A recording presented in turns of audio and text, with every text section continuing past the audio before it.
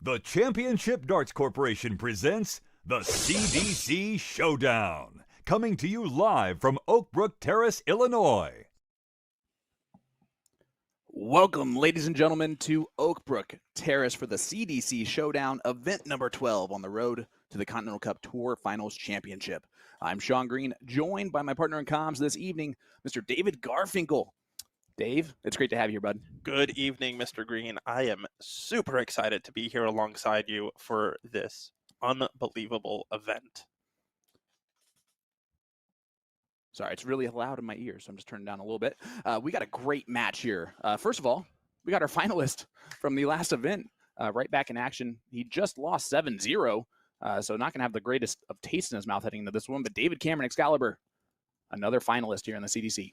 Yeah, and he played quite a bit of legs already today, so we will see if he can muster up the endurance to keep it going. Yeah, let's talk about this event. This is our Saturday special event here this evening, the win by two match play format here, Dave. Talk us through that a little bit. So it is based off of the same format as the World Match Play in the PDC. It is win by two clear legs, which means it does say first to five, but if it is 5-4, you have not won the match. You need to win 6-4 or 7-5.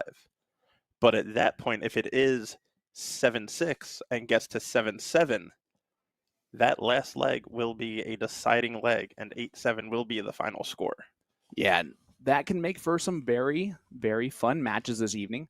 Now, the last time we did the win by two event on our mainstream board, at least, we did not have very many of those extra leg deciders. I'm expecting a different scenario here tonight, just because it's tonight. Yeah, that seems likely. Although last time we did do this event, it was in Cambridge, so it was a doubleheader on Saturday as well. Yes. So it's not like it was a one and done day. So that is true. And last time we were in Oakbrook Terrace, it was the set play event, and that one we did not finish until 2 o'clock in the morning. Yeah, we're expecting that to be a little bit different tonight. It went a little while, but we're starting on time here in this one. It's looking good. But speaking of looking good, Rory Hansen out to an early start. He's played David Cameron twice in the CDC this year. 0-2 is Rory Hansen. Dave Cameron's beat him 6-1 and 5-1. And that includes this format. Absolutely. And it was one of those matches that the win by two didn't really matter much, but it was still there hanging in the balance. Yeah, absolutely. Well, Hansen on 173 is going to look down to the 19s. A 133 will leave him tops. And that's exactly what he's going to try and do now. Oh, beautiful setup. Single 19. Oh, was he trying to leave two with how greedy he was being there? That was aggressive. That was very aggressive. Either way, it's not going to matter. He still tees it up nicely. Cameron not on a finish. So this is looking likely for a 1-0 lead here for Rory Hansen. Tops. Double 10. 0-2, but he will be back with Cameron on 184.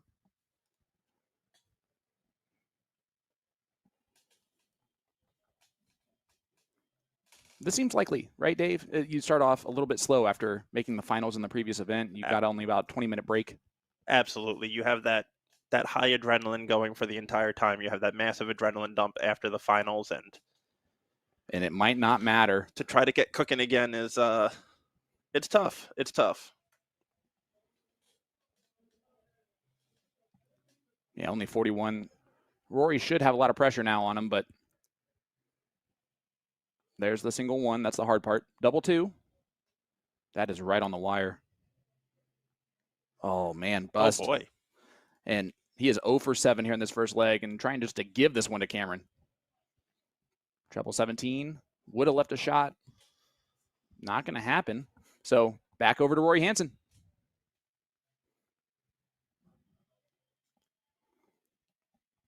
I hate to say that was a better one, but it was. Now, again, just right on the wire. 0-9. Double trouble for sure. I wonder if it's just nerves or what has Rory. But Cameron now for double 16. That would have hurt. And it's still going to hurt if Rory does not take out this madhouse. That is a beautiful marker for him. And he does kiss it in on the 11th dart at the double. So 1 for 11 early on here for Rory Hansen. He does it in the madhouse, but it does not matter. It's a hole to throw against one of the best players in this field. Yep. In the 4 seed in David Cameron. Yeah, that is right. Remember, Cameron will be the 4 seed at this event. We just saw him as the 3 seed because Leonard Gates did not play this afternoon. Yes. Gates is back as the 3 seed now. Which is good to point out because, I wrote him down as the 4 seed, and I did not even realize that he was the 3 seed in the last event. Yep, and it changes the entire bracket. It really does. I mean, Cameron now is with the Adam Savvada. Well, he's with As Kylie the Edmonds. 1 seed, but yes. Yeah, for the top 16. Right. Correct. But he's got Kylie Edmonds now instead of Chris Caldwell, which he had in the first round, I believe. No, 14 seed would have been. 14 had the. I don't even know why I'm guessing anymore. It don't matter. We'll see if it. Sean Part. So he might have been the 13 though. Yep. Previously. So I guess it didn't really shift it that much. No. All right, Hansen, 281 does leave the first look at a finish with the 140. Cameron back on 201 is going to put a lot of pressure on it. Cameron had Caden Newberry. Oh, I love to see in Caden his top Newberry 16 match. as a seed now, or is he a seed? I don't know if he is still okay, but he's got top 16. He might be the 15 seed going into this event. He is the 15 seed. That's amazing. In the same bracket with Stowe. But honestly, for Stowe, that's a bad draw because Newberry is so good at his finishing. 100%. That is a great setup there by Rory Hansen to leave 16, putting all the pressure on this 115. That is not going to go. Rory Hansen. 8-8 for a 2-0 lead. And he pins it first start. What a contrast to that first leg. Yeah, you're 1 for 11. Now you're 2 for 12. That is always a good response. And it's even better because Rory Hansen, as the underdog here in this first round matchup, up 2-0, and that's a break of throw for Rory.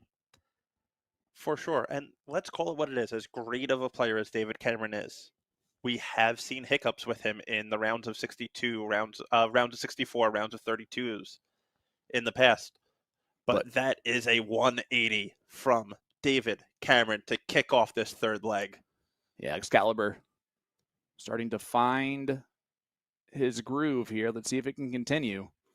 But for him, finding it that range on that first start, he's starting to really pepper around those trebles a little bit more than he was earlier on. Even that treble 7, not terrible. Nope. Looked like he had right around the right weight for 19 and just missing a little bit to the left. You see he's pacing back there. Usually he is very stoic. He's the one who stands back there, looks down at his feet the whole time. To see him kind of pacing doesn't mean a whole lot, just interesting. But he will be the first to the finish there at a nice 160 opportunity. He is, and those were, that could have been a 180 by millimeters. Oh, I can't believe Rory got that second dart in. Oh, big 140 from Rory Hansen to leave 80, halving the Cameron score. It's on. Tops. Oh. That is the second time we've seen him tickle that. Oh, you got to go 25 bull, right? Have to. He did not. 18 will leave tops. 58 remains. That is an interesting dart. A little bit of a miscount there, I believe. Yeah. Cameron's got to find this. And he doesn't. 0 for 4 here in leg number 3 for David Cameron. 10-6 wedge for Rory. Play the safe. Plays the safe. And a huge hole to throw once again for Rory Hansen. 1 for 1 again on those doubles. And David Cameron is in serious trouble of an upset here in round number 1. Absolutely. And earlier today, me and Will were talking about how awesome it is to see Rory on this tour coming from Western Canada, where we do not have a lot of players from. Yeah, Victoria, British Columbia is where he is from. Yep. Which most people only know when they go on cruise to Alaska, because it is the mandatory stop, because you must stop in another country There you on go. a cruise. That's hilarious.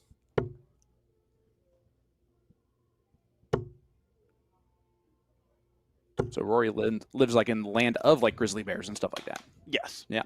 So does he have a dart nickname? Because the grizzly bear would be great. I think it's Reckless Ooh, I is like on the that. back of his shirt. Reckless is good. Reckless Rory Rory. Hansen. Yep. I love it. You know me and some alliteration. That's an all day.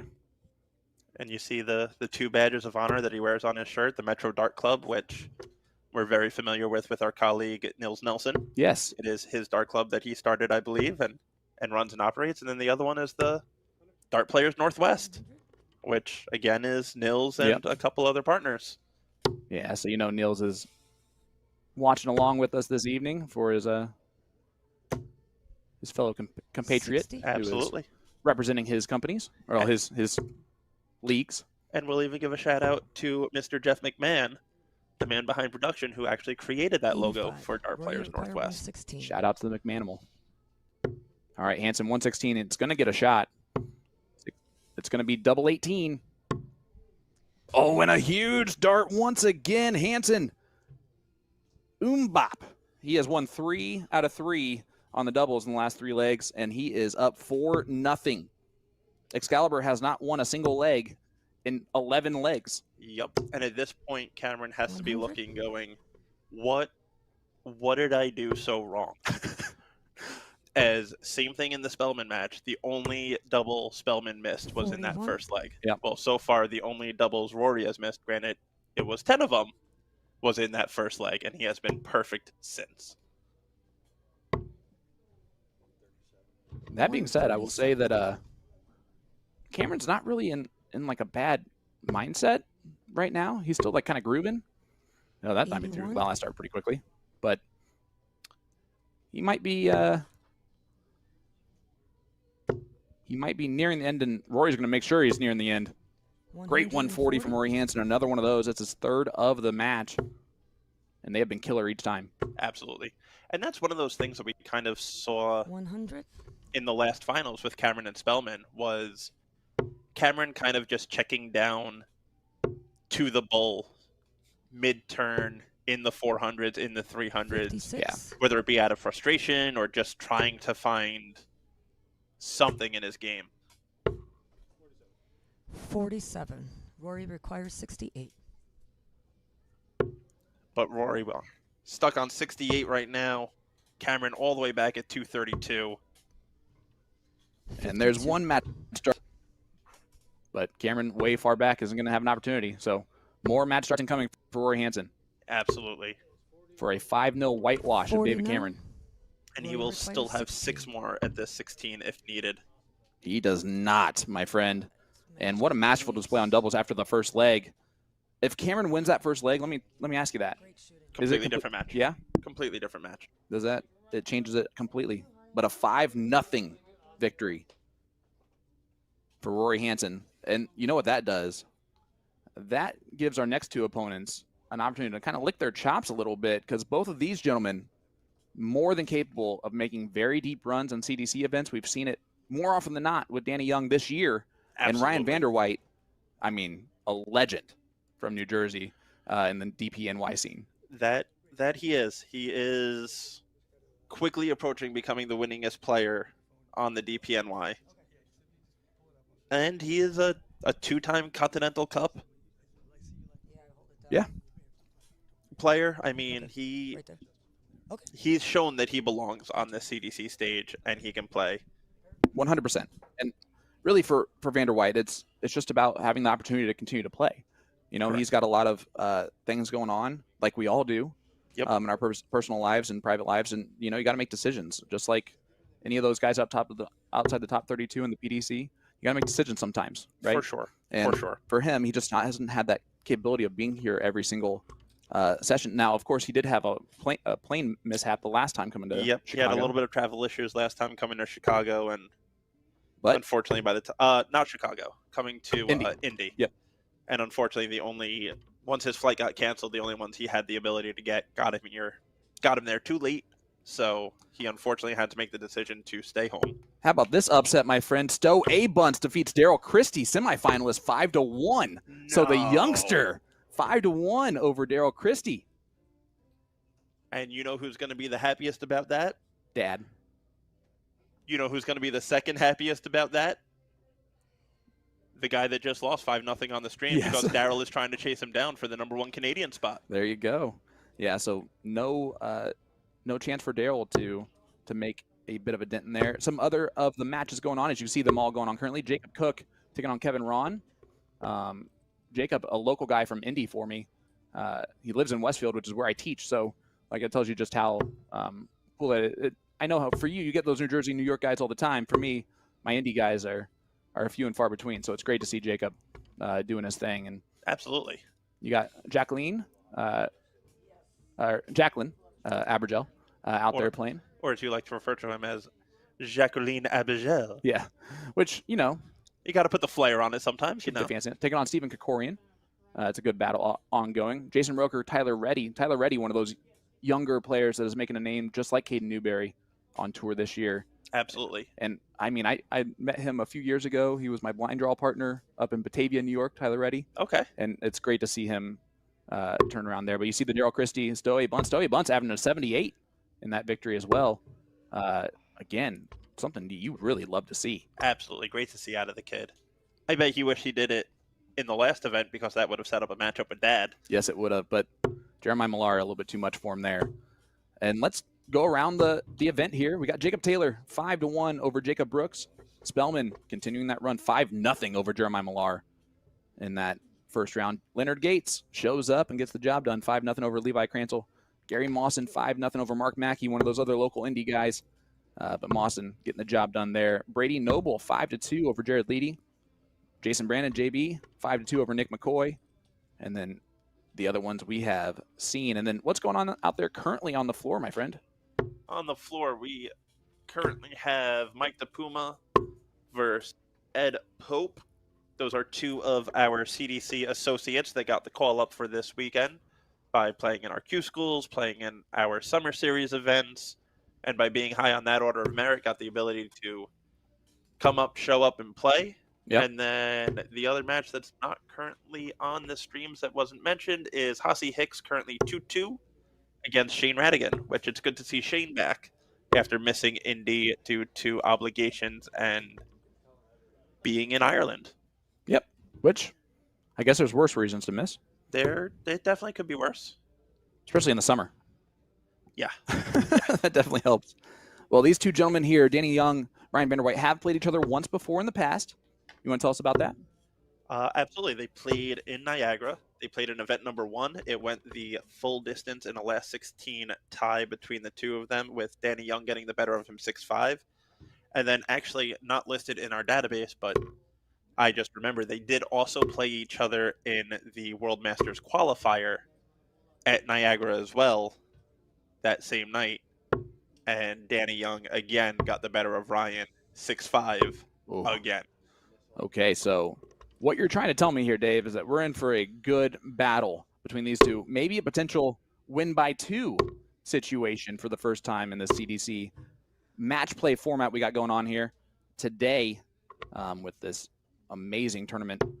Cannot wait to see how this one turns out. The CDC Showdown, event number 12. We are live here in Chicago, Illinois. Reminder, we are live currently on YouTube for the streaming board #1, and we are live across PDC TV for all of our other streaming boards, including that quad look. Absolutely. That we just saw there. Which is a new addition to this weekend, which I absolutely love. It's amazing. And it never surprises me, the types of things that Jeff McMahon and all David Irie and Will Stewart and all those guys in production have the ability to pull off for us. And most time doing it for the first time. Yeah, absolutely. It's you come up with them with an idea, and they make that idea happen. Mm-hmm. Quickly. So Ryan has won the bowl. All right, so Vanderweight will get the start.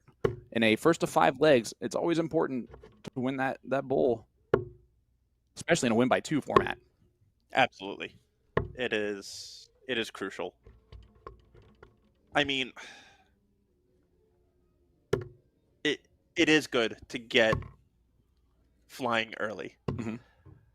But in a way, almost the bull is less relevant in the win by 2 than it is in the normal because you still got to break.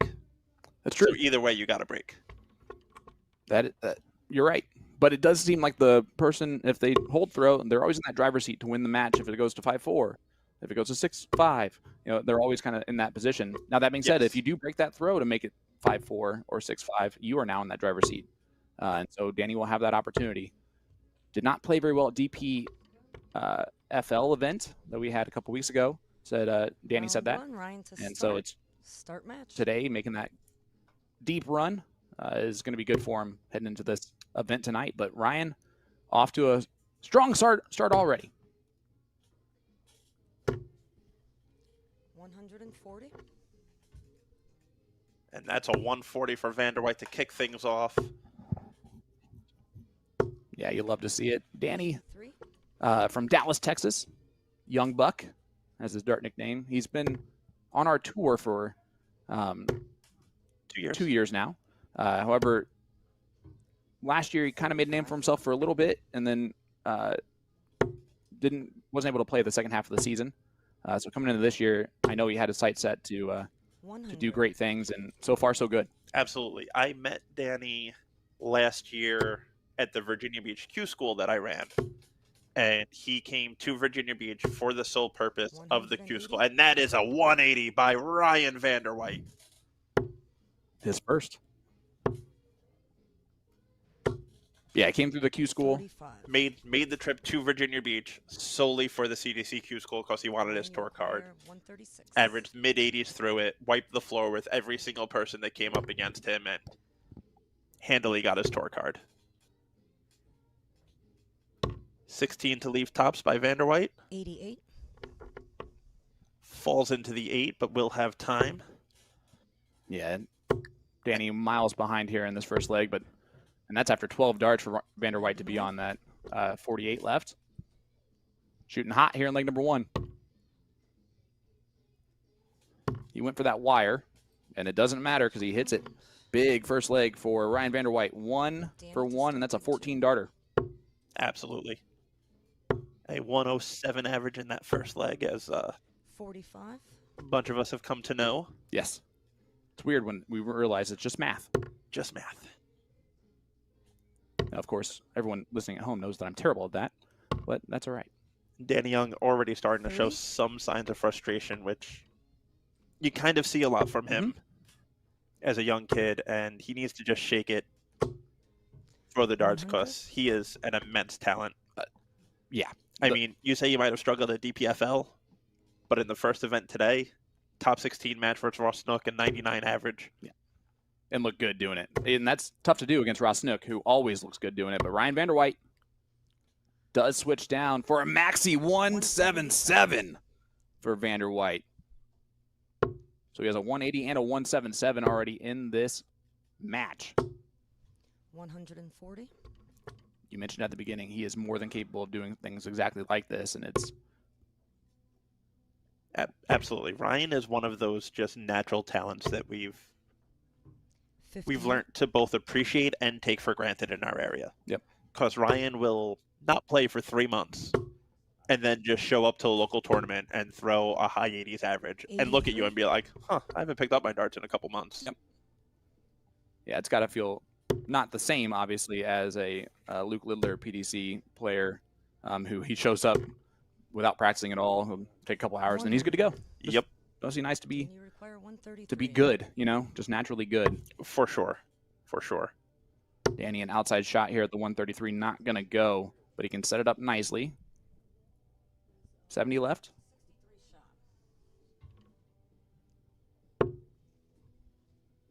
Yep, we'll come back with 52. If he returns, Vanderweight, this would be a huge break of throw opportunity.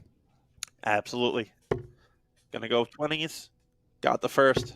Another one of those for double 8. Double eight for the 136. Just on the inside, but what a look at it. Puts all the pressure now on the 52 for Danny here. Double 16. Match point. And he finds it. Big dart from Danny Young to tie it up one apiece. You kind of expect it, but the 136 from Vanderweight looked really good. Yeah, it did. And it was his second straight look at it. In leg one, he had the look. Missed the treble with the second dart, but left himself tops, which is his bread and butter of an out. And we'll see how that affects the momentum. A 0 treble visit. Now Danny Young fires in a 140 of his own.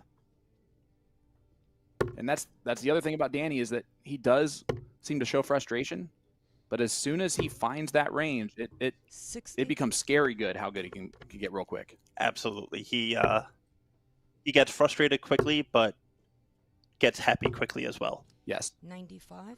And he does a little bit of the, whereas his emotions kind of on his face, like Alex Spellman does. For Spellman, it never affects him. And you kind of wonder how that works for Danny as well. I'm going to guess that he's used to how he responds to things. But we would always argue that you kind of don't want to give your opponent a look at what you're thinking. But this looks good. 139. Nice 139 from Danny Young. Absolutely. Great switch down there, also leaving the 127 instead of the one. Well, 60. I think almost you stay tops there. You leave the 126. 127. Allows you two at the 19. I think because he's miles ahead, I don't think it matters, really. Even if he hits the triple 19, he does not need to go bull. He does, and he pins it, though. Pops the balloon. And Ryan was just, he was like, oh, okay, sweet. And that, my friends, is a break a throw for Danny Young. Wow. Pops the balloon on the 127 checkout. And all of a sudden, after the 60. fantastic start from Vanderweight, he finds himself down 2-1. Down 2-1, and we just saw the averages flip. Yes, we did. But again, a troublous visit to start from Danny, and Danny pounced on that from Ryan last leg. We're seeing if Ryan can return the favor. Only a ton, but that is the minimum to at least take advantage of it a little bit. 95. As we look around the venue here real quick to see some updates for you. We have currently out there Chris Caldwell 2-0 up on Trevor Bubbles. That is on board number 4, streaming board number 4. Tyler Reddy up 3-2 now on Jason Roker, averaging 85 in the process. Caden Newberry, we talked about him, 15 seed, 2-1 up on Nick Georgeson, one of the local players here. Mike DePoma, Eddie Pope, 2-2 score line. Jacob Cook, Kevin Ron, 3-3 score line. Kokorian up 3-1 on Abergel. And then Hossie Hicks up 4-3 on Shane Radigan. So we are full, chock full, all 8 boards rolling right now. Absolutely. As this CDC Showdown continues, we're going to have a long night of darts, a great night of darts, and an extremely competitive night of darts. Well, we're seeing that right here. Vanderweight, another treble. Would have put some pressure on the 146, but Danny has 6 darts from this. Like a treble, he does find it to leave 46 after 15. Danny doing a great job here. Just keeping Vanderweight at a little bit of an arm's length. Absolutely. 44. A little bit of a slack visit there by Ryan. He'll, if Danny pins this, he'll need to kind of compose himself, come back firing next leg. 10. He does not pin it. So another outside shot here for Vanderweight. 139, though, one of the hardest checkouts in darts. Especially when you start with a 5. It's almost impossible when you hit that 5. Because that's what I've heard. 74 left. Treble 14 will leave 32. For him, I would prefer him going treble 18, but I don't think he will. Fair. We'll see if it matters, as he does set up play to leave 32. So we just make sure they get the scores correctly there. It should be, he has 32 left. 107. 107 scored. So here we go. Danny Young, double 18. He left it on purpose. It is his favorite double. So 14s. And he pins it, and that will work. If he's going to miss, Match point. make sure you find it real quick. And 3 legs on the spin gives Danny Young a 3-1 lead as he holds that break a throw by holding his throw in the next leg. Absolutely. Because a break is only as good as the hold. Amen. And Ryan Vanderweight back into it, as that's a 180 from Ryan Vanderweight, his second of the match. He has 3 maximums, and he's down 3-1. His scoring is there, though. He won't give up. He will keep fighting with his 28-gram darts. That's a bit of heavy metal there. It's the only thing that we've told him that we've wanted 15. is next time him and Ram are in the same room, we want him to throw Ram darts. Just them switch darts. Yeah. Like each other's darts. That would be crazy. 41. All 3 of Ram's darts is still a gram lighter than Yep. one of Ryan's. That's so crazy. Talking about Ram Guevara, throws those 9-gram darts. And look at this from Vanderweight for a second of the leg. Not going to happen, but another great 140. So he goes 180, 59, 140, sitting on 122 after 9. He just needs to start putting these legs together. He's got to do it at least once against the throw here. And there's a 140 by Danny. He doesn't have to stay and do this the ways he's not. 84 left. And I'm okay with that. 58. With Danny on 220, you want to make sure that you're setting yourself up nicely. Now, he didn't set himself up as best he wanted to. And a 180 here from Danny would definitely put a lot of pressure on it. 100. Even the 140. Yeah, it does. And Ryan might only get 1 dart at a double here. It will most likely be 1 dart at a double. He's a 16. It's at his favorite double, though. Tops. Match point. And he only needs 1. And that's a settler. Absolutely. That was as close to a must-needed leg as you will see. 140. And we don't know for sure if Danny would have taken out the 80, but with the way he's been playing right now, 1 dart at a double is really all he's needed. Ryan, though, continuing to find that triple bed with 100. regularity, as is Danny. We might need to change out that board after this match. It's going to be peppered. 140. Another 140 from Young. 140, 140 start from him. Let's see if Ryan can throw in a 180. He cannot. But he does throw in a nice 134. Great cover shots there from Ryan Vanderweight. Absolutely. Love to see that out of Ryan. 100. Reminder, ladies and gentlemen, this is the CDC Showdown. Event number 12 on the road to the Continental Cup Tour Finals Championship. We are live here in Oakbrook Terrace, Illinois, just outside of Chicago. Technically inside Chicago. Suburb. We're living nice. Let me say. City within a city. There you go. They have a 89. biker event here this evening. Yeah, it So- should be interesting. It's going to be rumbling. Great setup play there from Danny Young to leave 32 after 12. He's doing exactly what he needs to do. Just hold his throw twice and he wins. Absolutely. And when you leave yourself 32 after 12, you're going to win a lot more legs than you're going to lose.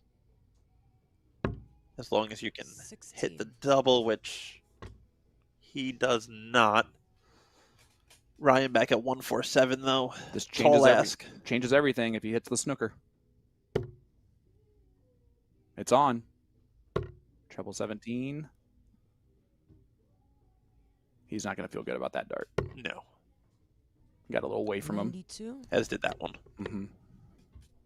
But Danny still needs to settle down and hit this. You don't usually like to re-gift Danny an opportunity. He usually takes advantage of it. He has to scoot over. And he pins it. What a dart from Danny Young. Unbelievable job getting over those first 2 darts and finding that open area. And we have our first overtime of the day as Hossie Hicks and Shane Radigan are 5-5. Good call, my friend.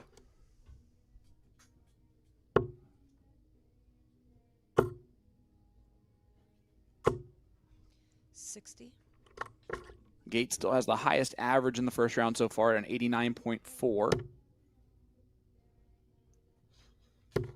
But these guys are challenging it, both of them. 26. There's not a whole lot in between them average-wise. The leg differential is killer, though, for Ryan Vanderweight. Yes, Ryan is going to need to dig deep here. He needs to rattle off at least 2 on the spin. Well, that was a 7 from Danny Young. And he does a little fist pump in the background for it. Helps Ryan feel a little bit better about his 26th round before. 55. The averages were exactly the same when Ryan threw those 3 darts. 60. Kind of fun to have that happen in leg number 7. Yeah, definitely not something we see all the time. Look out on the floor real quick. Caldwell 3-2 up on Bulls. Cade Newberry still up 3-2 on Georgeson. 4-3 to Puma over Pope. And Jacob Cook and Kevin Ron are going to go to overtime as well, as it's 4-4 in that one. So 140. it's at least going to go to 6-4. Yep, yes it is. Yeah, so Hossie Hicks and Radigan, they still have 2 legs left. At least. Yeah. And that is the beautiful thing about this match play format, ladies and gentlemen, on this 58. Fun Day Saturday event. The special Saturday event. Yeah, tomorrow is Fun Day Sunday. It is Fun Day Sunday. 121. But Danny Young continuing to just pull away now. The massive 1-2-1. The 2 triple visits have been deadly. And Ryan he's had a few maxis, 96. but the 140s have been kind of lacking for him, and he's not really had a whole lot of 2 triple visits besides that. Absolutely. This is on. Ooh, misses his double. 77. We'll see if he returns for another match dart. Vanderweight, the 1-2-1. 11s. He was going bull there for double 18. He's going 25 for double 18, 96. which is a little bit more of a Correct. Oh, sorry. Correction. 81 shot. Interesting route there. yes, 100%. That's what I would call it, especially with match darts against you. He split it. Double 4, not going to go either. So 3 match darts missed. I don't know how I feel about splitting it there with Ryan sitting on his favorite double. Match Well, and he hits that double. So Ryan Vanderweight not out yet, as it's now 4-3. Danny to start. And This becomes a very crucial leg here for Danny.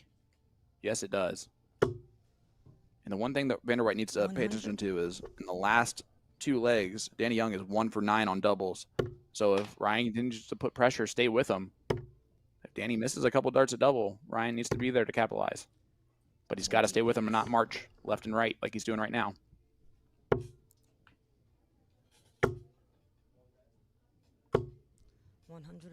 And Danny continuing to show that scoring power with yet another 140.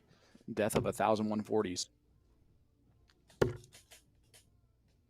They say 180s for show, 140s for dough. 140. I mean, and you're seeing it here. Vanderweight has 2. Young has 0.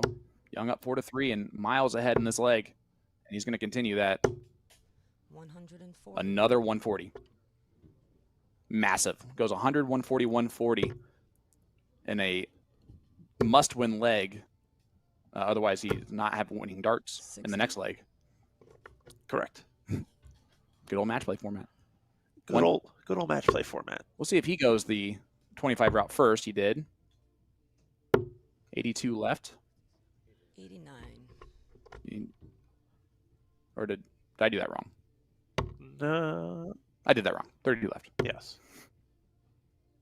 So the first of many this evening on my math mistakes. As Danny Young, 3 more match darts incoming if he needs them. He could have 6 if he wants. He would rather not. And it does go in on the second dart, so the second match dart does go for Danny Young. and he does defeat Ryan Vanderweight. Great averages, great match between those two players. An 89 for Young to an 84. The little drop off at the end from Vanderweight, it's going to hurt, but it was a good battle, good performance. For sure. Unbelievable scoring power by both of them. Danny's going to want to really clean up his finishing, but it'll be Danny Young versus Rory Hansen in that top 32 match. But before that, coming up next will be Kylie Edmonds and Patrick Gerlia, and then Justin Faucet versus Keith Weey. So don't go anywhere, folks. We'll be right back with more from the CDC Showdown right after this.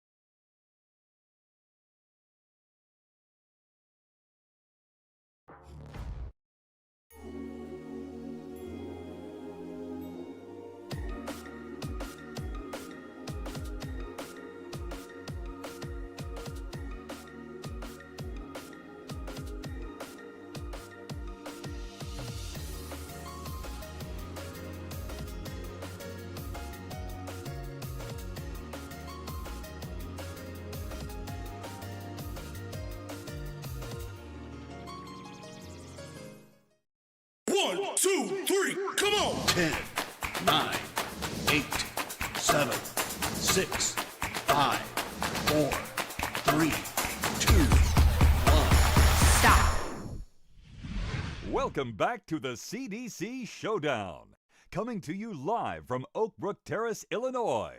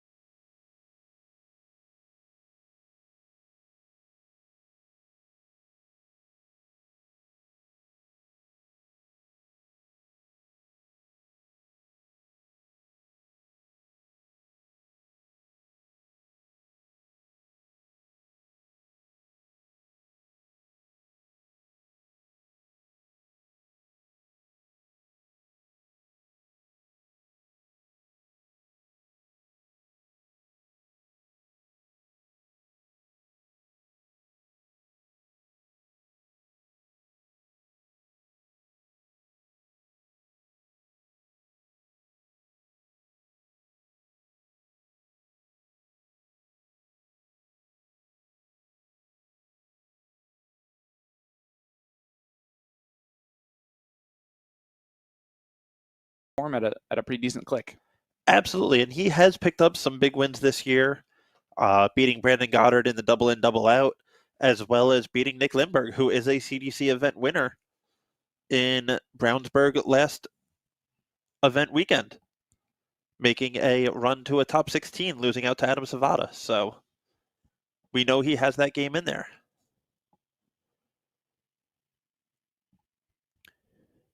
But Kylie checks out the 88 in 2. Nice and easy. Great start, 1 for 1 on his doubles for the 13 seed, and the Shark is already swimming in that water of potential victories.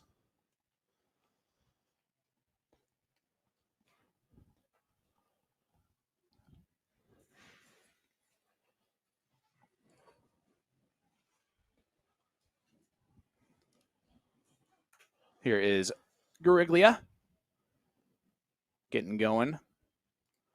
60 start for him there. As we head out to the rest of the matches going on here real quick, Dave. We got some good ones. Getting started here. How about Joey Lanaw up 1-0 on Elmer Kempt. John Part, the 3-time world champion, off and rolling, taking on Scott Estel. Estel up 1-0. Steve Warnock, the great Canadian, taking on Jason Wilbur, 1-1 scoreline there. Nick Lindberg, the Ohio native, up 2-0 on Stephen Butler.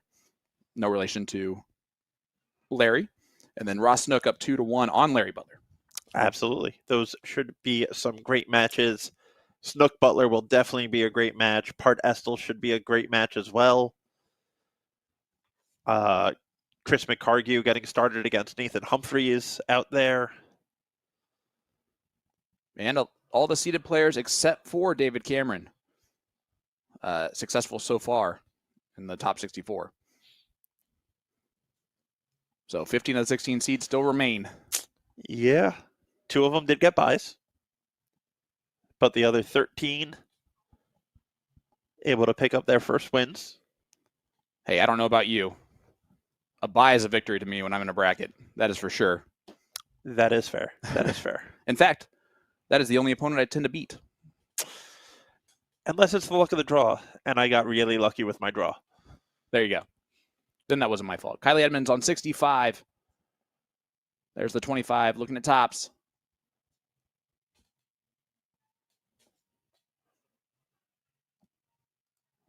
And he gets it.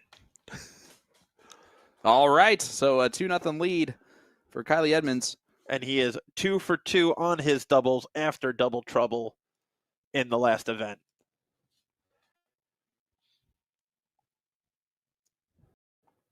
And back-to-back 17 darters for Kylie to start off this match. Yeah, absolutely. That's consistency. At its finest. His throw is consistent anyway. It's nice and smooth. 290 pluses, 2 130 pluses. He is doing a lot of good things.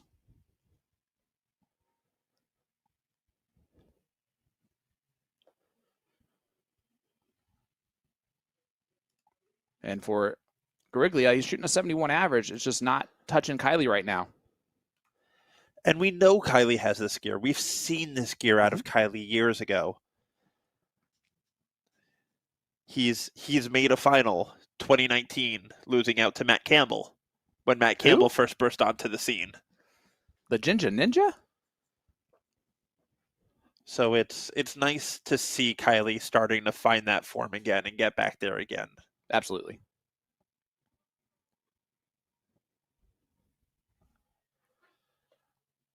And another 100 for Kylie. We apologize, folks. A little bit of technical difficulties here. Yeah, I don't think it's happening to the stream, thankfully. But yeah, back here in the comms booth, it's a little bit wonky right this second, but we're getting it figured out. Kylie on 24 after that 133 setup. Gerlia back on 275. Gonna see what he can do here. That'll be delayed. The 24 does go. Kylie Edmonds 3 for 3 on his doubles. The Shark is hitting those doubles hard right now. And this could create a very scary Kylie Edmonds for the rest of the day for this field. Well, especially he's the only seed left in this on this board. That he is. With David Cameron losing to Rory Hansen. A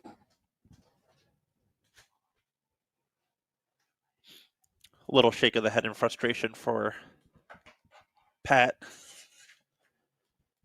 And Kylie continuing to find the trebles.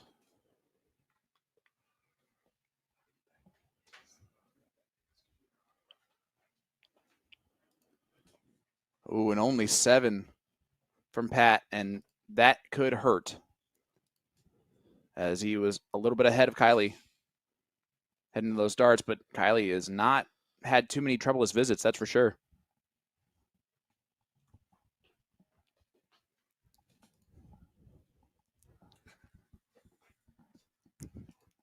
And that's a 180 from Gerlia. So the Maryland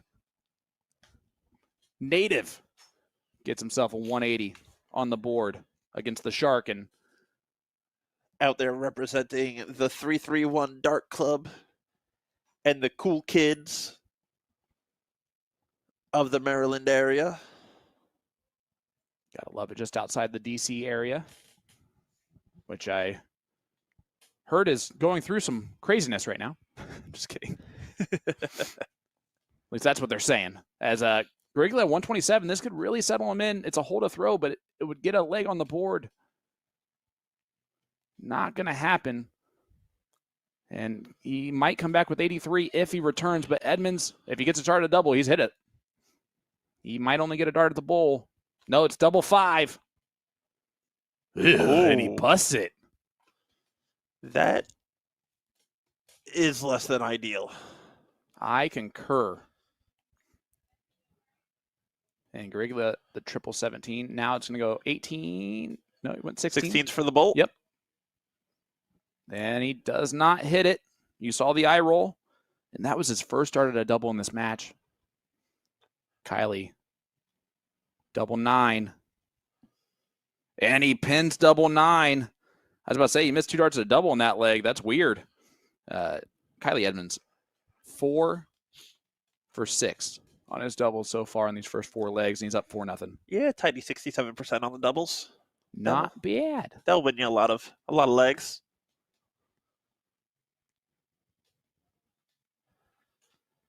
Tell you what, in this last 64, if you're 5 for whatever on doubles, that's going to win you every single match.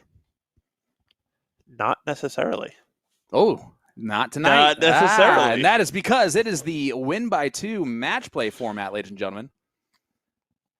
Kylie pounds in another 140 to back up his 180. This has been interesting. We've had some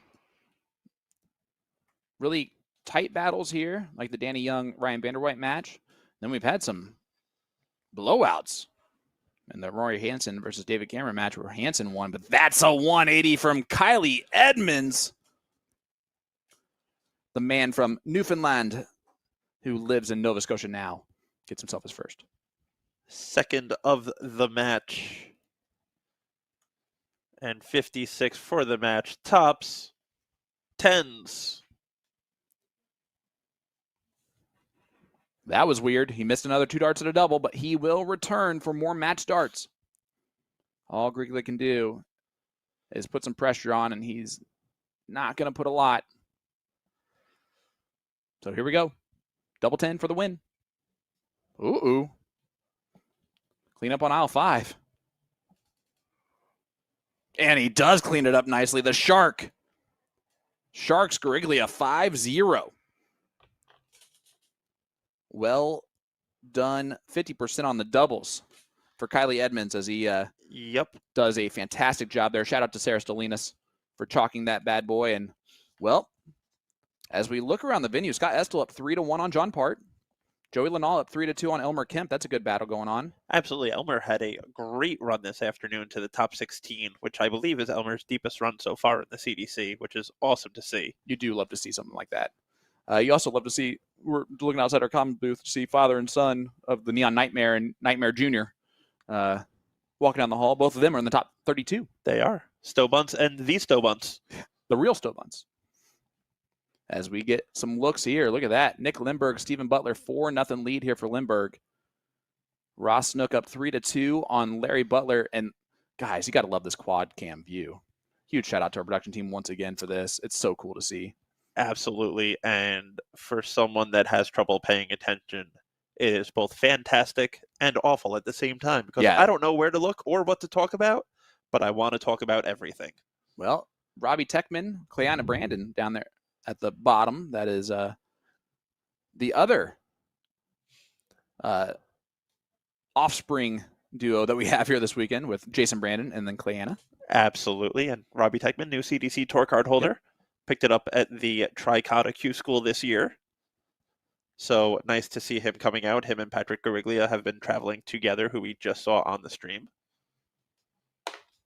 Yeah, great battle there. And then, of course, you have a couple of legends in this 4 group setting here. You got, of course, the 3-time world champion John Part. This actually is a look at arguably the greatest American dart player decorated in history, and not arguable, the greatest North American Absolutely. player in the history of the game, and John Part. So really, really awesome to see kind of both of them battling out. Like, how cool is this, guys? Like, this is here in Oakbrook Terrace, Illinois, at the CDC Showdown, event number 12, here on the road to the Continental Cup Tour Finals Championship, where right now both Larry Butler and John Part are qualified for. Correct. And the only 2 North Americans to win major world titles. Yep. Major PDC world titles. And I feel like Larry is familiar with this format. He does like his match play. He is the inaugural 1994 match play champion, I have heard that a time or two. defeating Dennis Priestley in the final. Absolutely. Coming out of nowhere, almost as much out of nowhere as John Part in the World Championship when he won his first. Yep. And his third. And his third. Well, third was less out of nowhere since he already did the first and second. But look at the darts going on here. Ross Snook, ladies and gentlemen, you do not get the full extent of the Ross Snook look through this view, but the shoes are sparkly bright gold today. Yep. I mean, they light up a room on their own. I'm surprised that board isn't lighter than the other 3 boards just based off of the shoes. Well, we did get a look at his ensemble this afternoon as well, which was teal and bright teal shoes to go with the shirt. I love that.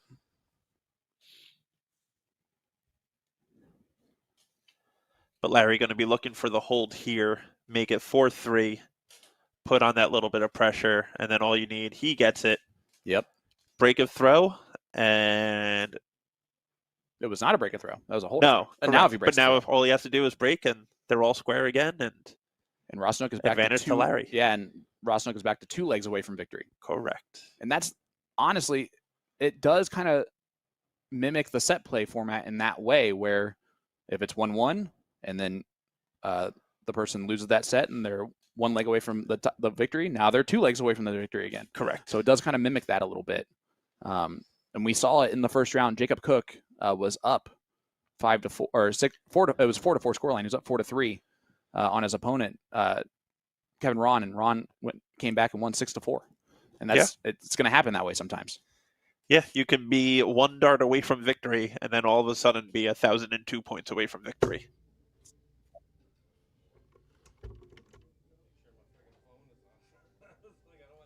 And Brandon still going on down there at the bottom as we're waiting on our opponents or our players for the next match, and that is Keith Weey from Flowers Cove, Newfoundland.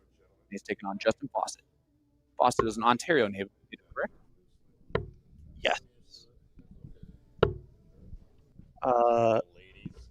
Both gentlemen, fantastic mainstays on our tour for a very long time. Keith Weey, multiple Continental Cup representatives. Justin Faucet, Faucet is a power scorer.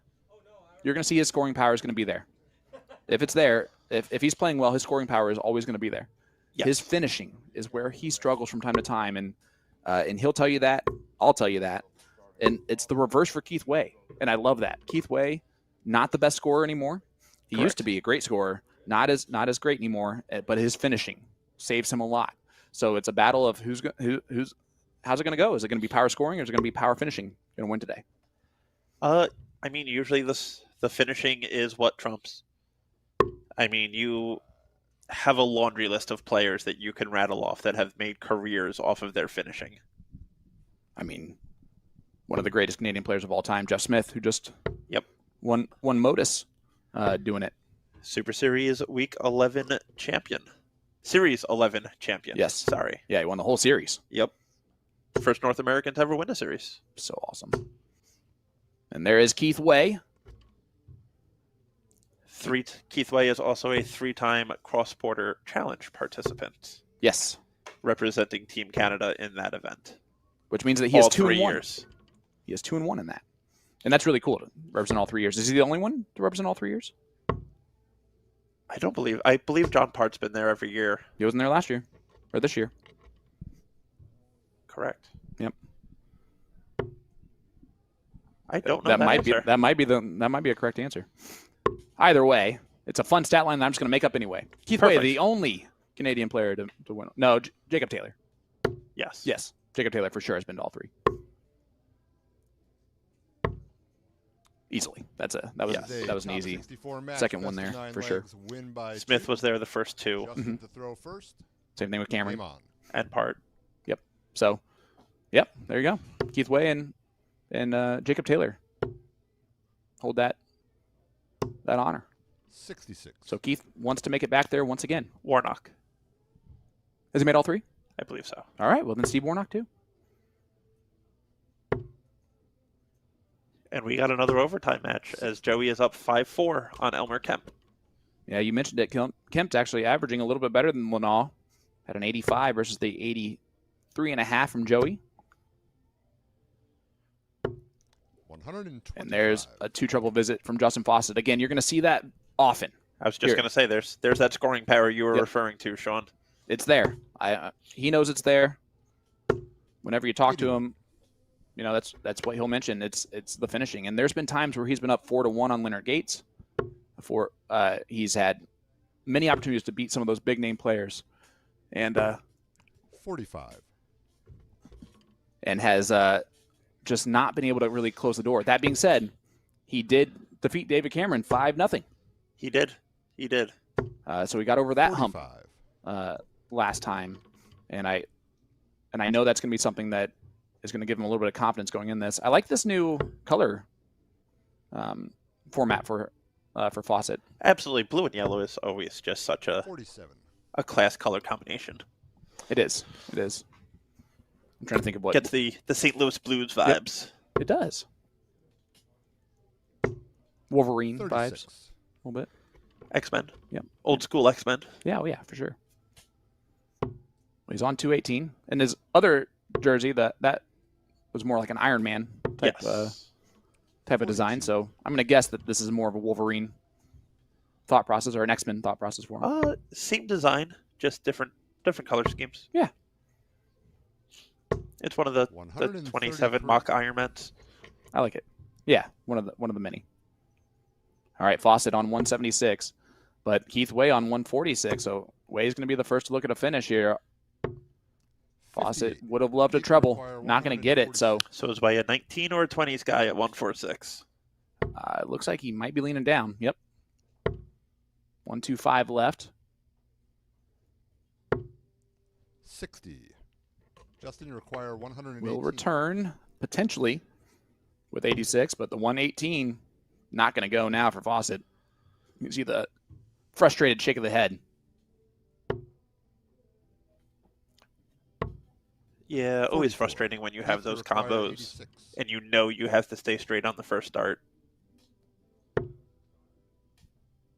Oh, look at that from Keith Weey. Great first start. And there's the finishing power that we talked about, my friend. Weey 1 for 1 on the doubles and checks out 86. Game on. And it's a break a throw on Faucet right away. And you can see Justin shaking his head back there. Talked to Justin before the event started, and I let him know that, oh, great, I get to call one of your matches. And he goes, oh, man, are you serious? He goes, oh, okay, here we go. So, you got to love it. The one thing I always love about Justin, he is always in good spirits, always laughing 60. and joking around. He doesn't take what happens on the dartboard with him off of the dartboard, which is always great to see. No, when he's in that streaming room or playing on a board, you're going to see the frustration and all that any other player will get at any point in time. But as soon as it's over, as soon as that handshake or whatever goes in, he'll leave that area and be the happy-go-lucky Justin Faucet that we know and love. Yep. With the great hair. I'm jealous of that hair. I'm going to be honest with you. Yes. Who isn't? Honestly, both of their hairs I'm jealous of. Honestly. I mean, you're jealous of Larry Butler's hair, so. 81. At his age, I am. If I have anything remaining at that age, I will be very happy. So these two are a little familiar with each other. Yes. Other than both being Canadian. This is their fourth time battling each other on the CDC, with Keith getting the better of Justin all three times in 2001, in 2021, 2022, and 2024. 41. So Justin, hoping he is due. It is his time to rewrite the history. Listen, again, he broke the camel's back against David Cameron. He was 0-5 against him, Yep. and not touching Cameron at all in any of those 5 previous matches. Wins the 6th one with a whitewash. So he is known for getting over the humps on the streaming board. 100. But right now, Keith Weey is showing the way to the finish line. I see what you did there, Sean, and I appreciate it. Thank you. I started that sentence. I had no idea where I was going, but I did find it along the way, and that's what matters. You landed the Require plane. 149. It was an emergency landing, but it happened. And Joey now up 6-5 on Elmer as they continue to battle back and forth. 81. Also on the outside boards, we have Nathan Humphreys up 4-3 on Chris McCargue. Jason Wilbur up 4-3 on Steve Warnock. Robbie Techman up 3-2 on Clayana Brandon. Brandon Goddard 1-0 over Travis Ron. Require 60. And that is what we have going on right now out there. Well, there you go. Keith Weey. He dropped that one a little bit more than he wanted to, but tops now double 10. Game shot. And it goes in for Keith. Third leg is Justin to throw. 1 for 3 on doubles in that one. Checks out 60, so he's checked out 86 and 60 here in those first 2 legs. 70. Break a throw, hold a throw, and Faucet. I talked about his scoring power, and unfortunately, it is going wayward for him right now. 41. And Dave, that's what you mentioned, right? Usually the finishing trumps the scoring, and it's because sometimes the scoring isn't there, right? And when the scoring's not there, and you don't have the finishing, you're done. For sure. And Faucet is leaking right now. And a lot of the time, the scoring power is there at the first half of the leg. But the issue is not necessarily just the doubles, but also the setup play. Absolutely. And when you're taking 9-12 darts from 250 down at this level, you're not going to get away with it. No, you will. And you're not going to get away with it, but you're also going to be frustrated more often than not at not getting away with it. Correct. And then what's going to happen is it's going to carry over, and that's where the scoring power is going to start to kind of dissipate a little bit. 140. Nice 140 there from Weey. Again, while he'll tell you that his scoring power is not still there like it used to be, the finishing really does help. He's done that so far, but also 45. he's still scoring better than Faucet right now. He is. And you can see some frustration starting to come over Justin. And it makes sense. He's also watching Keith 20. as Keith throws, kind of living off of Keith's trebles as well. Mm-hmm. And that's where I would love to see Justin just kind of throw his darts, go back behind the line, put his head down, 45. not pay attention to what Keith is doing. Well, and you kind of saw that with what Keith just did. He kind of did like a little do-si-do, just kind of looked around him. And then at the very last dart did he finally start to refocus on the line. 43. And you'll see that out of a lot of the great players. David Cameron, like I said, he usually just stares down at his feet. Still Buntz. Yep. Spellman. Mm-hmm. 30. Spellman stays a little bit more engaged, I would say, off of his opponent's darts, but not very much. He doesn't care about it as much as some others. But there are a lot of other players that are great players that do focus on every one of those darts from their opponent. I know I can't help it. 81. It's just something that I have to do, and I don't know why. Yeah, I wholeheartedly understand that. I do find myself doing that from time to time as well, and try to forcefully stop when I'm doing it because I feel myself getting frustrated over it. There it's on.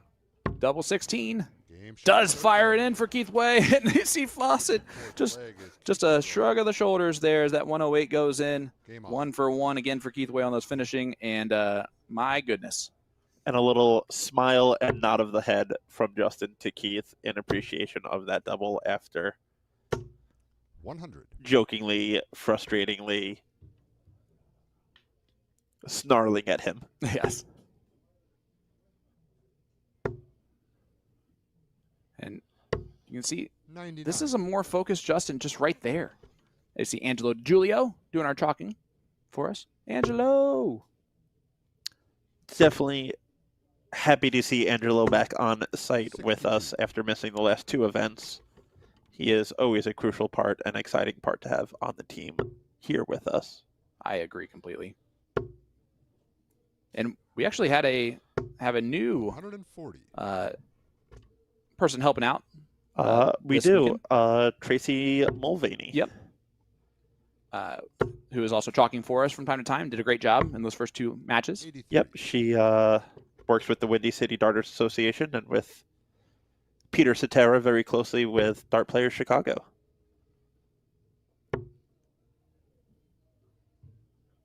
I like how Justin got rid of the 12 in that first start. Well, 52. You know, get rid of the math. Exactly. You could leave the 170 with 80 scored after that. Smart. Obviously, he missed in the the trip 18s, but still. 44. All I right. mean, we watched earlier Stowe Buntz at what was it? 75? Hit a trip 5? 28. No. It was 35, 85. 85 first start, trip to 5. All right. I mean, that's not really where you're looking for there. Not so much. 140. ideally. Great darts there from Weey. Another 140. He shakes the head at the 140. And I think it's a good shake of the head. Like, wow. I can't believe these are showing up right now. He's only averaging 75, but 41. when Keith your opponent's averaging requires 60, 72. 75 is great. It is a world of difference. Double 12. Oh, he missed a dart, Game shot but he 4. finds it right there. He's 4 for 4 on checkout opportunities. Absolutely. Yep. And when you're 4 for 4 on checkout opportunities, it's good. And that's one of those things, as crucial as double percentage is, if you step up with 40 left, 55. it doesn't matter if you hit it on the first dart or the third dart.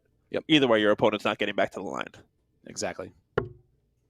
Yeah, you're okay if you're 33% on your doubles. Correct. If you have 3 darts or double every time. 43. It's kind of like it doesn't matter if you're averaging a 114 or 100. Either way, you're doing it in 5 trips to the board. Yep.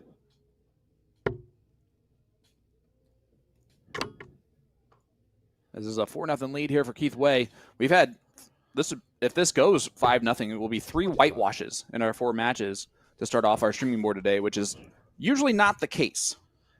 No, it puts us in the running to be quite ahead of the pace. Which never happens. Notoriously, board number 1, 100. just because of us purposes, ends up a little bit slower behind. But as we have some of the matchups set up for the top 32, I just want to run through those real quick. As Adam Savvada will take on Stowe A. Buntz. That's the younger of the Buntzes. 140. Chris Caldwell is awaiting an opponent. It's Robbie Techman, who just showed up there. Jason Brandon, the 8 seed, will take on Tyler Reddy. That's going to be a great battle. That will be a phenomenal matchup. Rory Hansen, Danny Young will be our match coming up next on our streaming board. And then Edmonds is awaiting the winner of this one, which is looking more and more likely to be Keith Weey, which means that we'll have 3 Canadians with Danny Young. 59. 3 Canadians and a man that is about as far from Canada Yes. as humanly possible. America. Alex Bellman, the number 5 seed, will take on Stephen Krikorian, 140. one of our East Coasters there in that. Stowe Buntz, Brady Noble, Jacob Taylor, Hossie Hicks, Leonard Gates, Kevin Ron, and then Gary Mawson, Mike DePuma. 94. It's one of our associates Keith, you players require in the top 180. 32. Which is always exciting and great to see the associates coming out, getting their feet wet. I mean, that's where, we were talking about earlier with Davey Main. That's where he came from last year, was the associates list, and Require 120. got his teeth wet on the CDC and said, I want my tour card. I am going to Q school, and I'm going to go to as many as I have to get my tour card. As many as he had to ended up being 1. 1. Yep. And I'm just going to say it. A lot of the associate tour members that played last year and got a lot of got the sharpening the tool set from playing on that.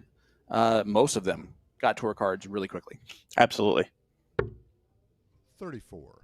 Justin, and you that's require the beautiful part of this. Faucet should get his first looks at doubles. And it's going to be double 10. Game shot. And it, flag. look at that! And he throws up his hands in celebration Throw first. as Justin Faucet does not get whitewashed and is now 4-1 lead. It's a hole to throw, and it's a comical hole to throw, but it is still a hole to throw nonetheless. And when you have a poker chip remaining, you're still in the tournament. Absolutely.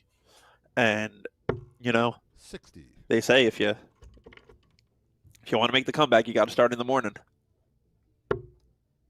Well, and you got to wonder what just hitting that double does just to loosen up the shoulders a little bit. 43. The weight becomes a little bit lighter. I know it's still 4-1, but when you're facing a whitewash and you get that first leg, it's like, okay, well, at least I can. You're playing for 100. For just price at this point.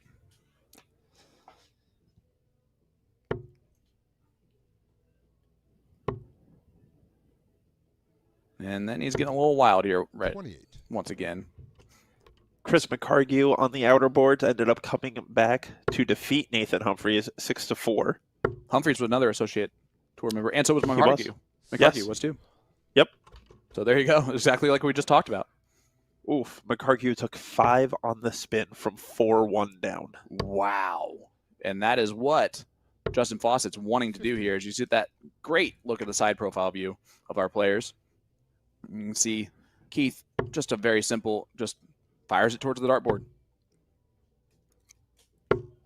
60. Yeah, Keith throws a very, very short barrel. Yes, but they're still 26 grams. They're heavy Yes. and a little bit fatter than your typical barrel would be nowadays. Yep. Very similar to like 60. a Phil Taylor in shape Yes, and weight, but obviously uses not a grip. Yeah, and uses standard flights Yes. versus the PT flights, 38. the pretty tiny ones. I thought Phil Taylor. Yeah, well, that too. Well, he's also PT, Yeah. but he's the GOAT. 140. He is definitely the GOAT. Keith Weey, 183. He has 6 darts for the match from 183. So Faucet has to dodge a little bit.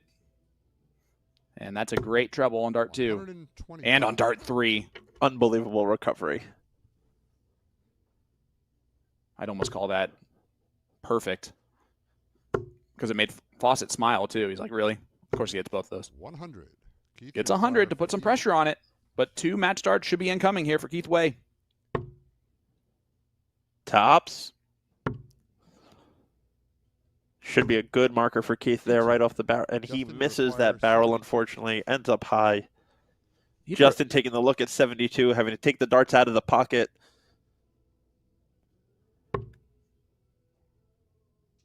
He's going to go. Oh, no. He misses a big number. And, yeah, the frustration is going to really 32. hit there. And you mentioned it. Keith, you require That's 40. part of the setup play that hurts double opportunities, Yep. right? It's not doubles that it's finishing that typically is the struggle. Correct. And Keith, 3 Chasing the darts. 10s. Game shot. And there it Win the is. match. Keith Weey, 4-1 over Justin Faucet. Books his place in the last 32 against Kylie Edmonds. Yeah, it's going to be a great battle there. So that's 2 newfies 2 newfies. in the top 32. Before that, though, as we'll have both those matches, or we'll have 2 matches coming up after our break, and it will be our next match. Rory Hansen will be taking on Danny Young. That's going to be a great battle. It will be. I am definitely looking forward to that. If Rory shows up, the same Rory that showed up against Cameron, It's going to be a good battle. it is going to be exciting. Well, guys, that one coming up next. So stay with us. We'll be right back with that and more from the CDC Showdown right after this.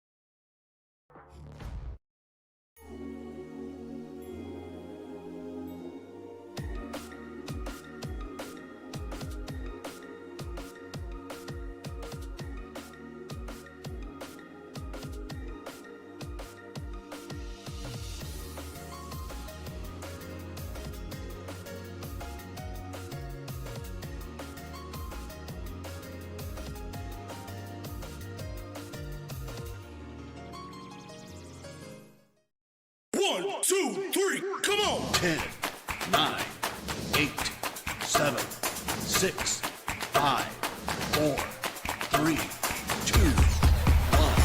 Stop. Welcome back to the CDC Showdown. Coming to you live from Oakbrook Terrace, Illinois.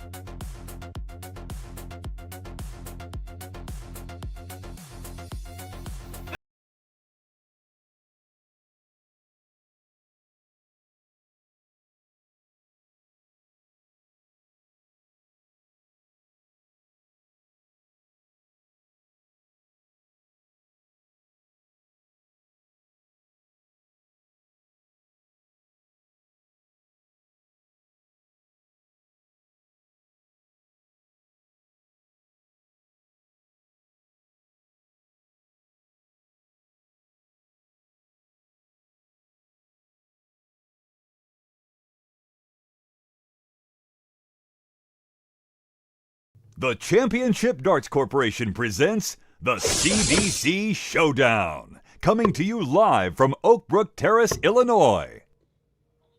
Thank you so much, Jim, and welcome back, ladies and gentlemen, to event number 12, the CDC Showdown.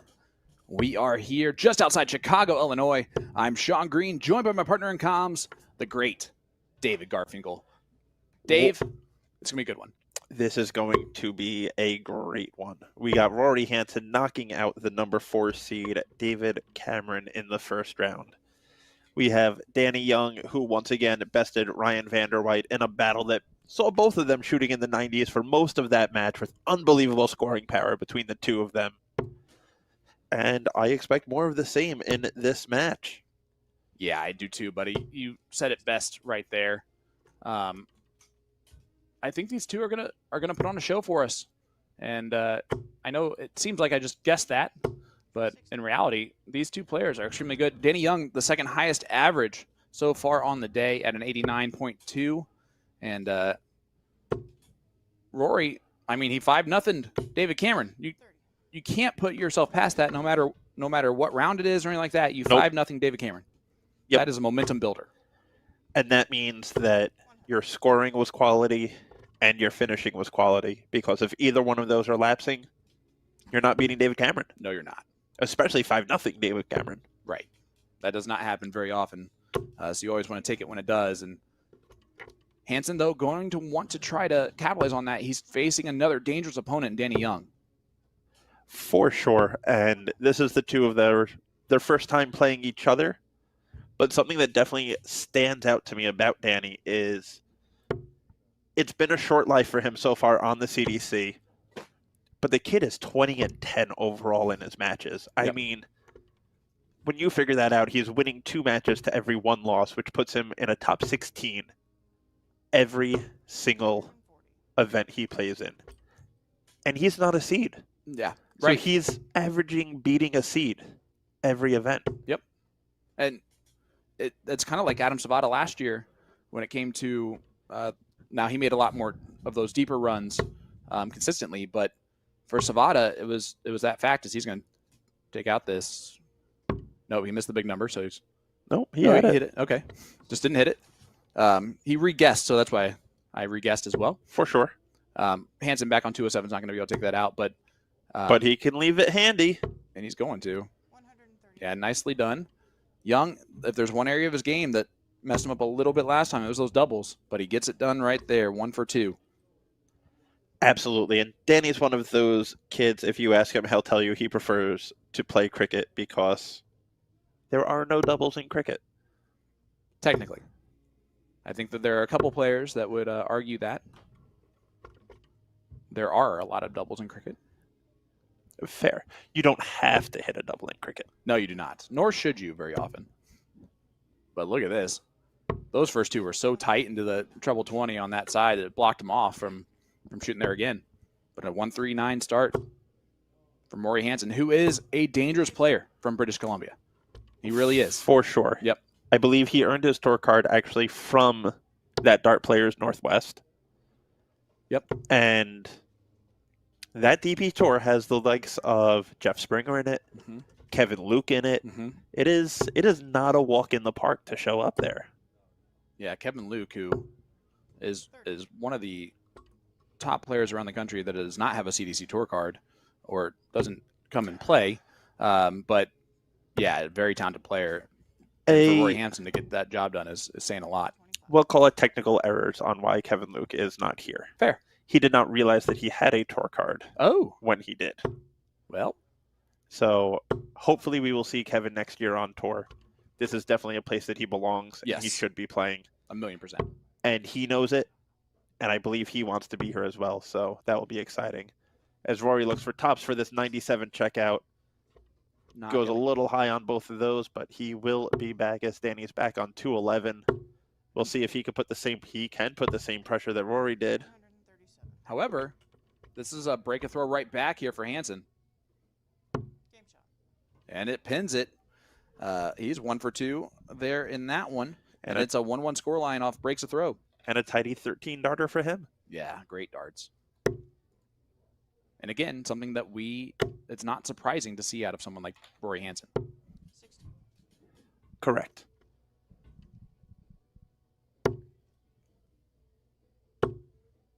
And it is definitely difficult for our West Coasters to come over here and play CDC this year. The closest that you get to the West Coast this year for our tours is here. Yes. Which is telling you a lot. And for a lot of our Northwest players, it makes it very difficult to get over here. Correct. And me and Will were talking about this earlier, that Rory, when he got his tour card, he is very close with Jeff Springer. The two of them were planning on being travel buddies. They were going to split all the hotel rooms and all of that. And fortunately, life happened for Jeff Springer with him and Lisa and now starting the family. So he had to kind of take a step back from that tour, from this tour. But I'm glad to see Rory still committing and coming out and putting forth the effort, which is awesome to see, as he's proven he belongs on this tour. Absolutely, he has. Yeah, that goes without saying. I agree with that completely. And yeah, you want to talk about Danny Young starting off this season with a blast, right? Event number 1 in Niagara Falls, he makes the semifinal, losing 7-6 to David Cameron. And that, you want to talk about a gauntlet, to just be like, all right, I'm here, as he gets a 180 for Danny Young to leave 76 after 12. And he just has continued to roll. He's made a couple, 3 semifinals. Has yet to make a final. 3 semifinals in his first 4 events that he played. And has yet to make a final yet. But on a day like today, where the bracket's wide open, you got Kylie Edmonds, the 13 seed, who's a tough opponent. For sure. But this side of the bracket is pretty open right now with Cameron out. And I'm sure he's eyeing that potential semifinal matchup against Buntz to get a little bit of revenge for their match earlier this afternoon. And he splits it again. And he hits it that time. So now I don't question it at all, because it obviously is a thing that he does. Yep. On that double. Now, that being said, I question the double 18 being his favorite double if he doesn't like double 9. Yeah. Because I feel like that has to be part of it. But again, this is where you're seeing Danny Young. As soon as he starts to find that groove, he tends to just keep moving forward. Correct. And he ends up being that 140 machine. He was in the last match against Vanderweight, and you're seeing it here again. Yeah. There it is. Unfortunately, he did miss the tour stop this year up in Canada. Mhm. And, me and him had a conversation about coming here this weekend and coming to Indy and why he needs to be here and all of the opportunities that the CDC offers. And when I explained everything to him, he literally looked me right in the eyes and said, "So you're saying I made a mistake by not getting my passport and being in Canada?" Yep. But those are mistakes that you make once. Correct. I mean, you're looking right now on the 1 year, he is currently 12th. But he's only 13 points out of being 7th. I was about to say, if Caden Newberry's a seat today, and he is only 5 points ahead of Danny Young in the order or in the point standings this year. Yep.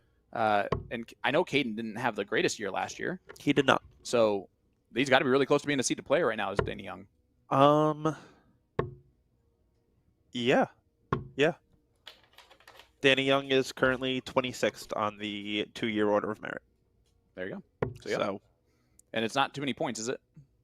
no, it is quick math, 15.5 points. There you go. So a win. Which, the way that Danny has been going, A win puts him in a seated position. semifinals gets you 8 points. Yep. So he's averaging 12 to 14 points per weekend. And he hits the double 8 once again. And Danny Young now takes a 3-1 lead over Rory Hansen. And he's been a lot cleaner on these doubles. He has been. And once again, we see that inside on the 36, 10 to split, double 4. And it obviously is not even something that he questions. He's going to do it in any situation. Yep. Even when he's down 4-0, or facing leg darts from Ryan Vanderweight on his favorite double. It just happens sometimes. And this is a big leg for Rory to kind of step up, hold his throw, because this is starting to get out of hand. And if Danny breaks him here, yeah, it looks very, very grim for Rory. I agree with that completely. I agree this is a must-win leg here for Rory Hansen. That being said, if he does win this leg, it changes kind of the perspective of this match. He still needs to break Danny one more time, but again, in this match play format, must win by 2 clear legs. It makes it a very interesting format. 100%. It makes you never fully out even when you're down, because now typically when you're down 4-1, you're looking at having to rattle off four legs in a row. Well, now if you're down 4-1, you only have to rattle off 3 in a row, and then you could lose the next one and then rattle off 3 more and pick up the W. Yes, we have a lot of top 32 matches going on out there. On our board, or on our boards, looks like Spellman and Krikorian are getting ready to get going. Same thing with Mawson and DePuma, sorry. Leonard Gates, Kevin Ron, 1-1 scoreline there. It's interesting. I'm looking to see if Soldier can really pick it up this weekend. I've seen some great darts out of him before, but it's been a hot minute as Rory Hansen, big dart incoming, and he does not hit it. Yeah, Soldier has definitely not had the year that we come to expect from him so far. Oh, and Danny does make it 4-1. That's a huge dart. And you mentioned it, a must-win leg for Rory Hansen, now lost. And Danny very much in the driver's seat. Absolutely. If he just throws like this. Yeah. Just like that is fine. That's a 180 for Danny Young, his second. And it is the perfect start for him to hold the throw and take the match. As a top 64 match going the distance, Neil Stewart, 5-4 up on Jack Robinson. One-eyed Jack. Tony Hill, 3. Jeff Ball, 3. And then the rest of the top 60 or top 32 going on. Adam Savvada up 3-2 on Stowe Buntz. So Stowe Buntz already taking 2 legs off of Savvada. And Bubba actually just missed 3 at 20 to tie it up. And then Dad up 4-3 on Brady Noble. And then Spellman just got the first leg on the board. 1-0 lead on Stephen Krikorian. As Danny's trying to close the door Solid here. 100 there for Danny. Leaves himself 161 after 9. A reminder to everyone watching along with us here on YouTube or PDC.TV. You can follow along on PDC.TV for all of our other platforms. Dart Connect is where you're going to find all of the tournament coverage, where you can follow along with any match going on out there, just like we are currently. tv.dartconnect.com. Click the PDC button. Yep. And you will see Championship Dart Circuit event number 12. And that is this one right here. And how about Bubba ties it up 3-3 with Savvada and then kicks off the next leg with a 1-3-9. And how about Danny Young defeats Rory Hansen 5-1 in that battle. And Rory only got 3 darts at a double total in that match. Masterful display there from Danny Young. Was great on the doubles as well. 5 for 10. So 50% on the checkout percentage. That'll really help him have a lot of confidence going to that last 16 match, where he will take on the winner of this next one that we got going. Kylie Edmonds will take on Keith Weey, the men from Newfoundland. Absolutely, and that should be a barn burner of a match. The two of them on paper are very, very closely matched. Yeah, talk about it. It's going to be a best of 9, so still race to 5 here in this last top 32 matchup. Excuse me. We are actually off and rolling here. I think we might be one of the further along brackets, along with board number 7, Stowe Buntz defeats Brady Noble 5-3. They actually, surprisingly, Kylie Edmonds and Keith Weey have never played each other. That is really interesting. Overall averages are about the same. You did mention that. Yep. I'm surprised Keith has a winning percentage below 500. Keith struggled the last couple of years. Yeah. And he will even tell you that. 2 years ago, he seriously struggled. Had a couple stuff going on. Kind of, personal life carries on into your 100%. dart life, and 100%. he towards the middle of last year started bouncing back, becoming the Keith of old, and we're now seeing it this year, him kind of find his form again and get back to the way that he plays, and we all love him playing and love to see. And hopefully that continues, and same thing with Kylie. Hopefully the two of them continue to continue their upward trajectory and become forces and get into that Canadian race for the Ali Pally. And I agree. And Kylie, you mentioned it, that he's in that spot where he can kind of challenge a little bit. He's one of those guys that can challenge Cameron or Daryl Christie. He's 4th right now in the Canadian standings. Jim Long is in that 3rd spot. Yeah. So Kylie is a former semifinalist at the Continental Cup. The year that he made the finals, he lost to Lauby, who won it that year. Yep. And he's made some great runs this year. Again, he's made 2 quarterfinals already this year, and he's looking to continue that. Danny Young is awaiting that top 16. So Kylie's 2 matches away, but Keith Weey played really well in the first match today. He did. And if he plays that same way, he's going to compete. How about Bubba up 4-3 right now on Adam Savvada? The number 1 seed. He has the chance to make Adam do something that he's only had to do twice ever on the CDC Tour. Chalk a match? Yup. Which is crazy. Twice ever. Unbelievable. And that is a lot of skill, but a little bit of luck. Yeah. Oh, absolutely it is. You can see all the greatness going on our streaming boards right now. As Neil Stewart just defeated Jack Robinson on board number 5. Board number 2 with Alex Spellman board number 3, Alex Spellman, Stephen Krikorian. Board number 2, Leonard Gates, Kevin Ron going on out there. I love it. And I believe Gates is displaying his new soldier dancing shirt. I love that. I know he was very, very excited about that shirt, talking with him earlier yesterday.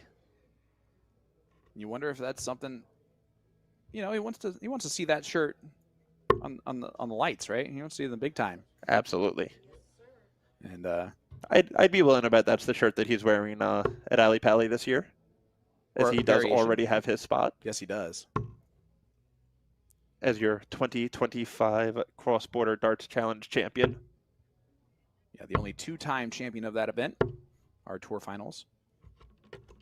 He also has a cross-border championship as well. No, he doesn't. What am I talking about? He has his spot because he won the Cross Border That's what I'm Darts saying. Challenge Yeah, this he year. won it this year. Correct. I'm going insane. So yeah, he has all three, or he has both of our major championships. Correct. Currently, he's holding both titles. He currently is holding both titles. And again, reminder everybody, this is our quad view of our other streaming boards out there today that you can find on pdc.tv. Our main streaming board, number 1, is just waiting for the players to get going. And Kylie Edmonds and Keith Weey. I'm sure that they are warming up now and getting in there. Danny Young awaits the winner of this one. And the top 16 match will become a bit of a bigger race. Speaking of Kylie Edmonds and Keith Weey, here they are. Well, wouldn't you know it? All you gotta do is talk it out loud, and it shows up. And we are underway. Kylie won the bowl. He started off the first leg. And we are off and rolling. A couple of men originally from Newfoundland. And Keith Weey now lives in New Brunswick. And Kylie Edmonds lives in Nova Scotia. Yep. They escaped the island. Well, I don't know if escape is the right word I would use. That beautiful, beautiful place. Although I did see the other day it had freezing temperatures. And it's July. No, thank you. Yeah. Or August. No, thank you. 41. I'm sure it's beautiful, though. I would happily go. Get me away from the heat. Well, Savvada Buntz 4-4 scoreline. Gary Mawson 2-2 on Mike DePuma. That one also going on out there. Jacob Taylor, Hossie Hicks about to get going in that top 32 match as well.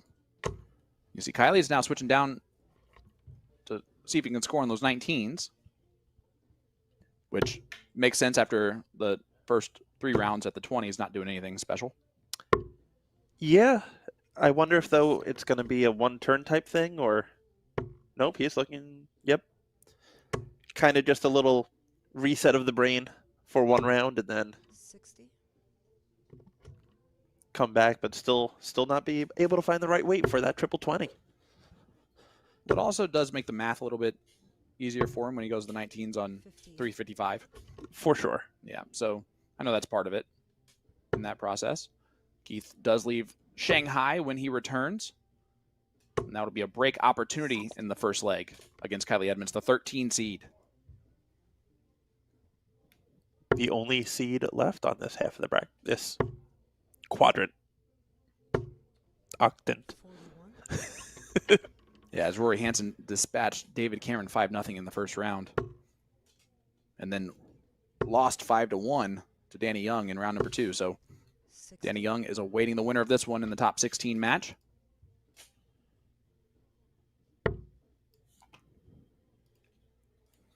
And that will be when the format extends out a little bit too, if I'm not mistaken. It might be different though on this Saturday special.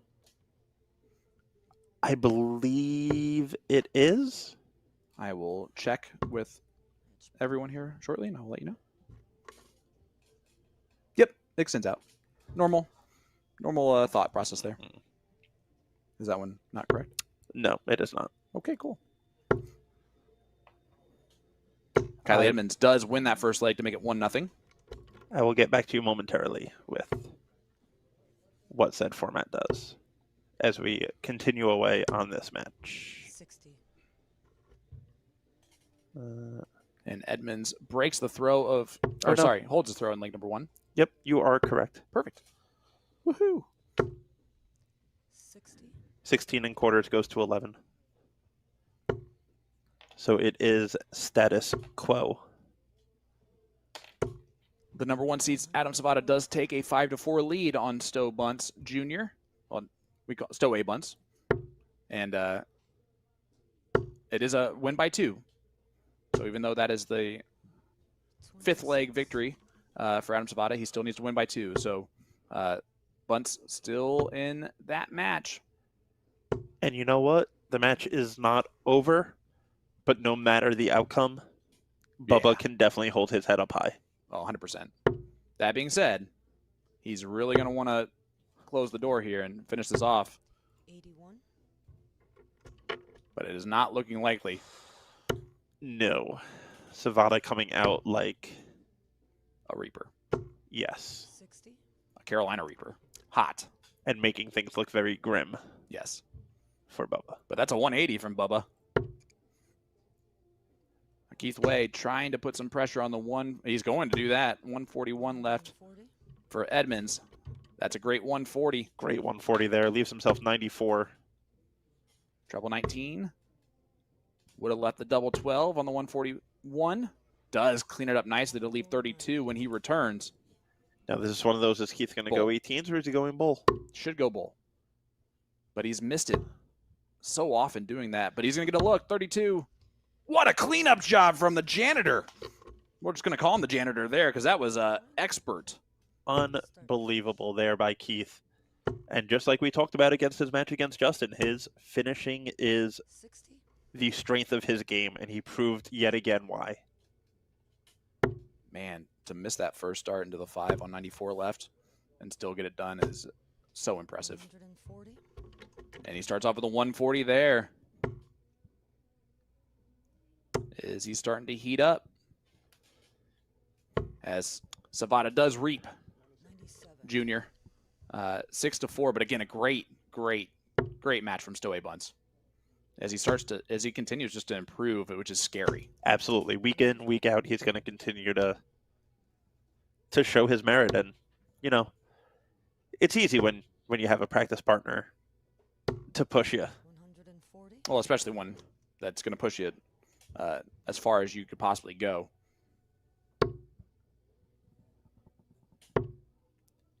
Spellman taking a 4-1 lead over Stephen Krikorian on the outer boards. So he's continuing his great run on this Saturday. Jacob Taylor currently up 2-0 on Hossie Hicks. Those two legs, a tidy 13 darter and 12 darter. And if Taylor gets going, look out, everybody. Correct. 100. We all know what Jacob Taylor can do, Yes. and we all witnessed it last weekend in Indy, his first weekend back. What a checkout by Kylie Edmonds. Checks out the 85, takes a 2-1 lead, holds his throw. Great darts there from Edmonds. It's been chalk so far, but yeah, you did. We saw it. Jacob Taylor in Indy do exactly what he can do. And Correct. It's always scary to see. First event of the year, makes the finals. 85. I mean, you don't put it past him. No. It wasn't surprising when it happened. It's so impressive to see him continue to.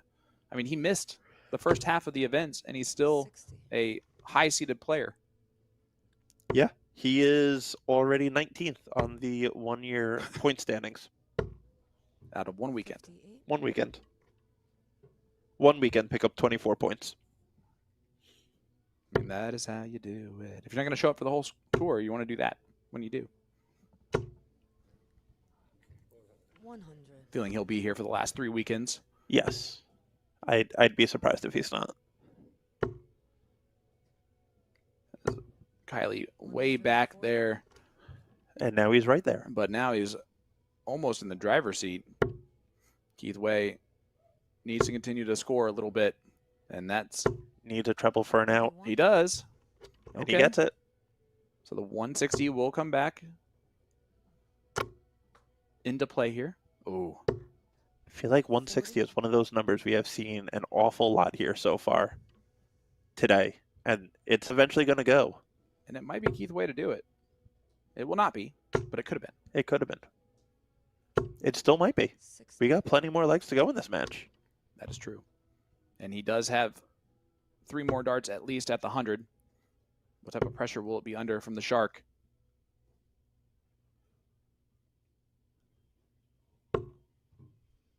I would have been surprised if he would hit the treble there after the the double pump. Yeah. Hundo left for Weey. See if he goes tops. He attempted He it. tried. 60. It was Now- a safe tops. Correct. Now, I do like Kylie switching to the 18s there to leave himself 135. You typically, you want to be at 130, 132, or 135. Believe Avoid that the goal. 131, avoid the 133, avoid the 134. Points. Oh, Keith Weey hits Start that match. tops, and it is now 2-2. We got ourselves a battle in this last 32 matchup between 81. the Canadians. The Shark and the Iron Rock. I feel like the Iron Rock would weigh down a shark. 140. One would think so. But he does have a polar bear. So who wins between polar bear and shark? That's a 60. battle. Polar bear. Especially if it's out of water. But do you see the muscles of that shark? That's true. That is a bull shark. 28. Not much there from Weey. And as we... Well, I'm going to need this to stop doing that. Run me way later. As we look around the venue, Caden Newberry, Chris Maharg. It's a 1-0 lead there for McHarg. Jason Brandon up 1-0 on Tyler Reddy. That one's, we mentioned that earlier, being a fantastic battle that will be brewing out there. Jacob Taylor up 3-1 currently on Hossey Hicks, averaging 103 in the process right now. You have Kylie Edmonds and Keith Weey, which obviously you can see that 2-2 scoreline. 4-3 Mawson up on DePuma. And then Leonard Gates, Kevin Ron in a battle. That one's going to at least go to leg number 6 victory, as it's 4-4 currently. 43. Keith there looking for the 133 to leave 60 at least. 79. Comes up a little short, but still very handy. 114. I got to be honest, man. This tournament started 2 hours and 19 minutes ago. We're about to be on our last 16 here on our main streaming board. This thing is flying. We are flying. And you know exactly what that means, Sean. We're about to go to some distances. Oh, yeah. Tops for Weey. That would have been for a break of throw. He will be back, though, for more darts at that break with Edmonds back on 187. He can do a murder death kill here, but that's about it. 133. Gets the 133. Yeah, I keep referencing Demolition Man with the 187, but nobody gets it. Tops. Now double 10.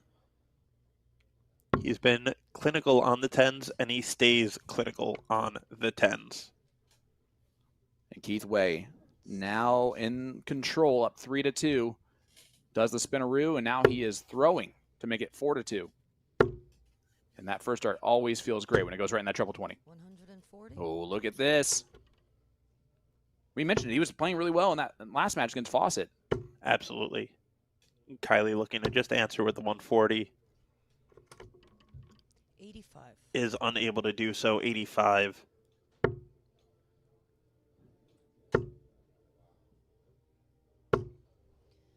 And only 24 there from Weey.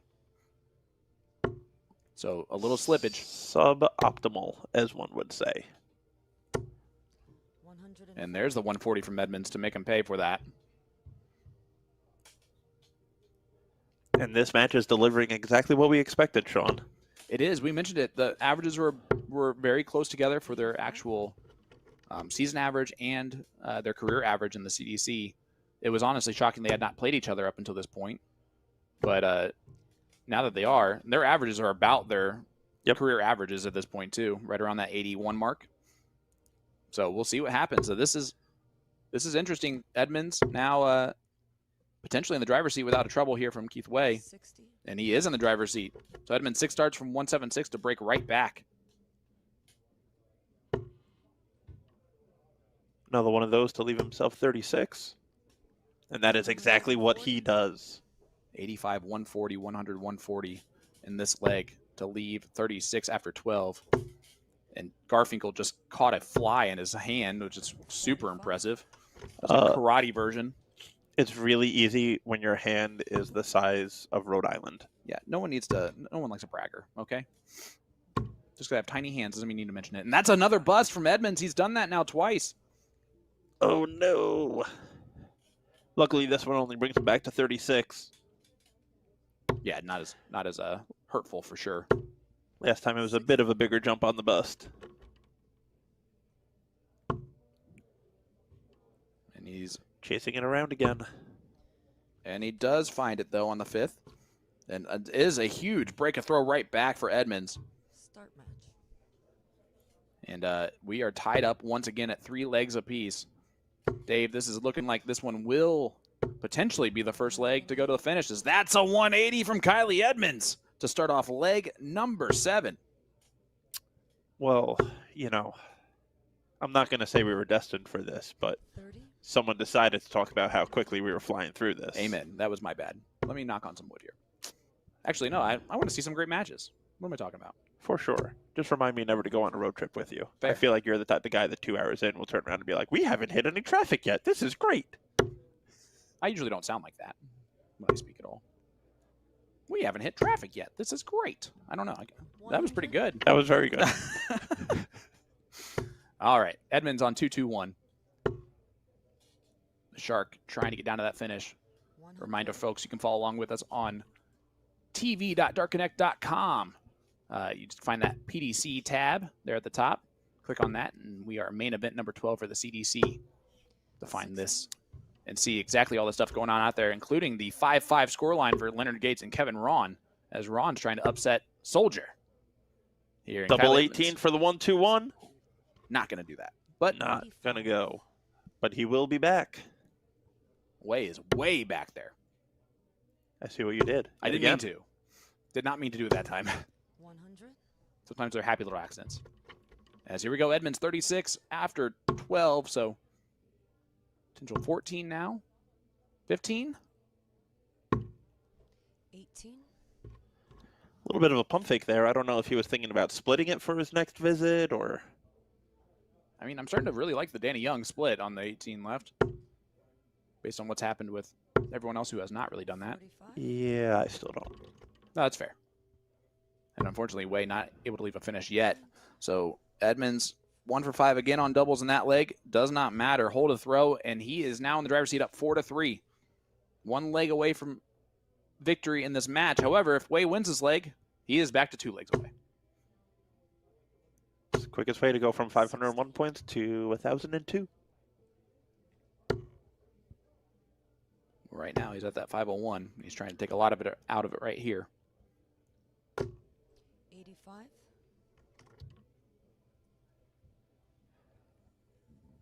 Safe to say Kylie does not want to go into overtime here. No. He wants to get this done now. We've seen overtime not really help the person that didn't want it in the first place. 96. The overtime momentum seems to work for the player coming from behind. There is huge shout out once again to Tracy Mulvaney. Doing our talking for us here this evening. Absolutely. This is her first weekend joining our staff, and hopefully it will not be her last. Yeah. 140. Local Chicago local. It's always great to have people from Chicago here, for the most part. Absolutely. And that is a big 140 for Keith to kind of get him back into this leg, first to an out. Edmonds is still going to think that he is in the driver's seat here. He needs a trouble, though, to stay that way, and that's not the case. This is a huge opportunity for Keith Weey. Another one of those. Oh. 100. Will he come back with 56 left, or will Kylie Edmonds Shanghai this 120? That is a great first start for him also. Tops.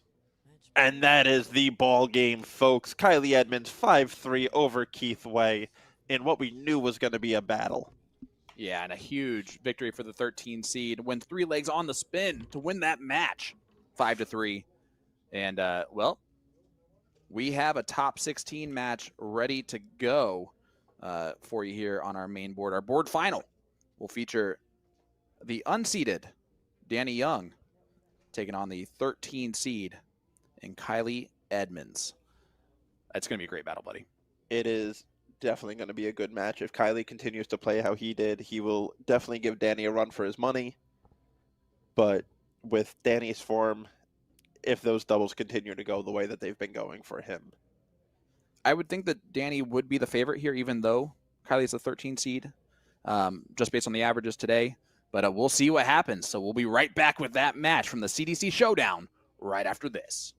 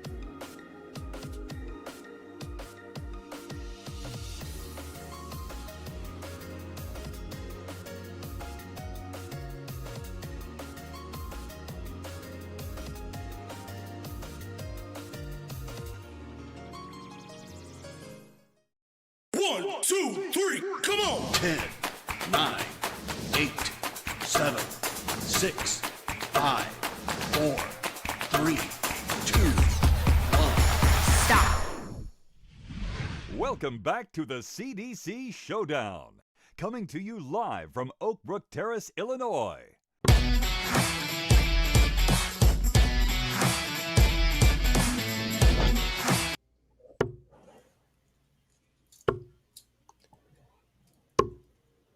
Welcome back, everyone, to our coverage of the CDC Showdown here in Oakbrook Terrace, Illinois. William Stewart alongside me, Mr. David Garfinkel, for the call of this excellent top 16 battle between Danny Young and Kylie Edmonds. We just saw the Shark do his number in that last matchup, and now we're going to see this good matchup between him and Danny. What do you think? Absolutely. We should have an absolute battle here.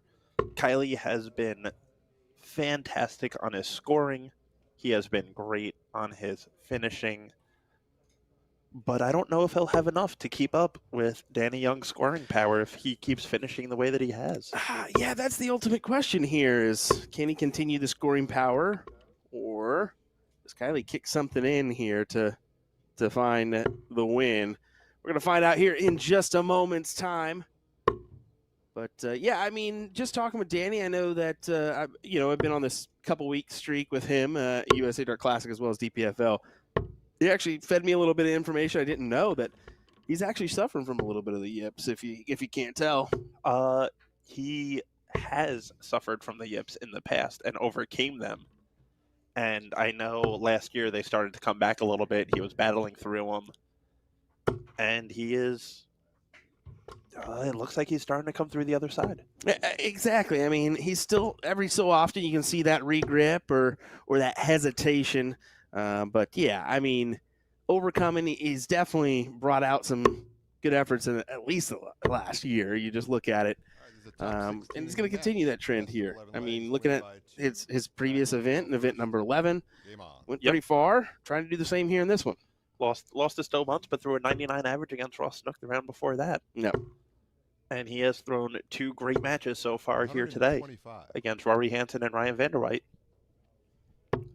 Trying to make it a third here against Kylie Edmonds, who did get the start here in this one. Starts off with a nice 1-2-5. That's the kind of first 9 he's going to have to produce in order to best Danny here, as well as keep up with a couple of those checkouts, right? Absolutely. But, I mean, as long as he keeps up these 3-figure scores, Kylie will be there and he will get opportunities. 140. But Danny with his first 140 of the match, and he was a 140 machine. Yeah, he's just going to keep begging for more of those, isn't he? 45.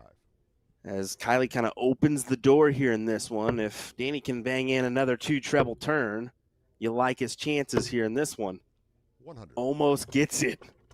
That's still a favorable turn for him. And it leaves 178 with a potential setup job. Absolutely, and puts him essentially a full dart ahead after the first 3 visits.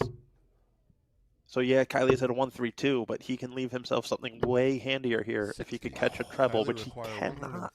That's a difficult turn to the board. Of course, you want 1 triple minimum there just to add the pressure to this throw for Kylie. And Kylie will not obtain the champagne shot.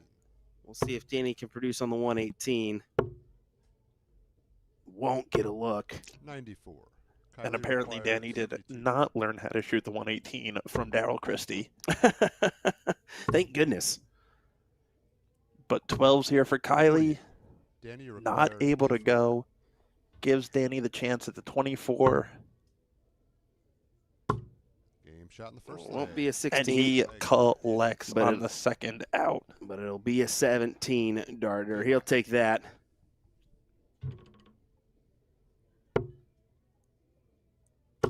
Especially to break throw in the early stages of this matchup, this top 16 battle.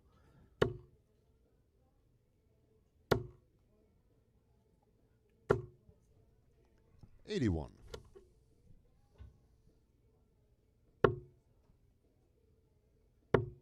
What, this is kind of moving a little bit quick, isn't it? 100. I feel like it is. It is. We are Me and Sean were talking about this earlier, and he was nice enough to point out how quickly we're moving. So we kind of expect to have ourselves a couple overtime matches in a row coming up. That's kind of what you would assume there is a couple of overtimers just to even things out, but we'll find out.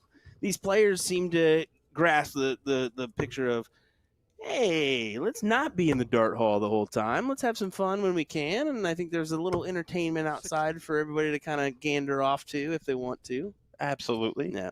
I think spirits are high. I think the players are enjoying themselves this weekend so far.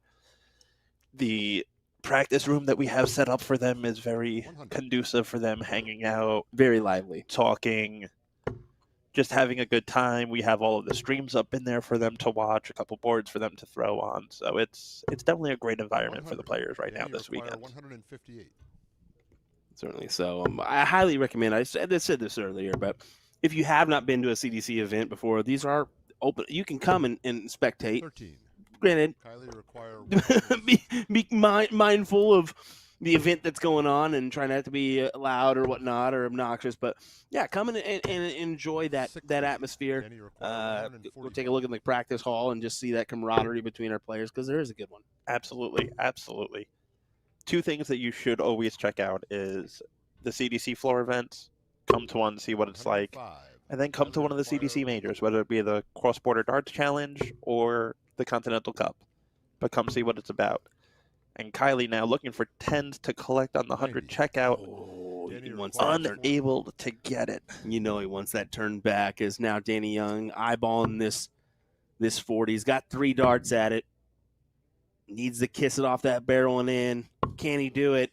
35. He cannot. What a wayward dart for the man. I don't think it matters. I assume Kylie's going to pin this, and yeah, it does so. First dart. Third leg is Kylie. We're tied up 1-1 score. Game on. You see Danny not thrilled there as he can kind of looks to the ground, shakes his head, knowing what coulda, shoulda, woulda been a 2-0 advantage is now a 1-1 scoreline with Kylie banging in a big 180 to start. Followed up. 140. Oh. Only a 140, but It's another one of those big 140s that at least keeps you in the mix. 96. Keeps you right behind that player that went first. absolutely. And now if he follows it up with another 140, That's exactly what I'm thinking here. If he can do that, even a ton feels good. yep, it keeps him in the conversation of this leg. 70. Might push him ahead there. Only a 70 turn. It could have been a lot worse than that. It does set him up with a 155, but a 155 is a pesky little finish Kylie as require Danny Young 155. bangs in another one. Third 140 of the match in 3 legs. 80. Impressive. Danny And require now I assume he'll go 1-2-1. Will he go with the bowl? No, he forgoes that route. 57. As we Kylie will not requires get a look at 75. the bull there. Leaves himself on 64. Kylie 2 at 12s. 51. Oh, Danny requires 64. can't grab the leg there as Danny will get the look at 64. You assume 8. No, he will go 16s and cannot convert there. Back to Kylie. Who wants the leg here, boys? Game shot in the third leg. It's Kylie that does. Leg is Danny to A throw. 17 dart leg for him. Gives him the advantage 2-1. 44.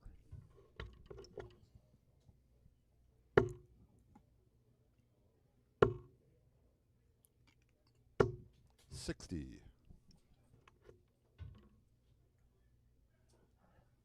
And this match is kind of battling out kind of the way that, me and Tron were talking about tonight. Going into this, what we were expecting between the two of them. 55. Danny, his doubles have definitely not held up. Currently 1 for 6. He was floating around that 50% range in his past matches.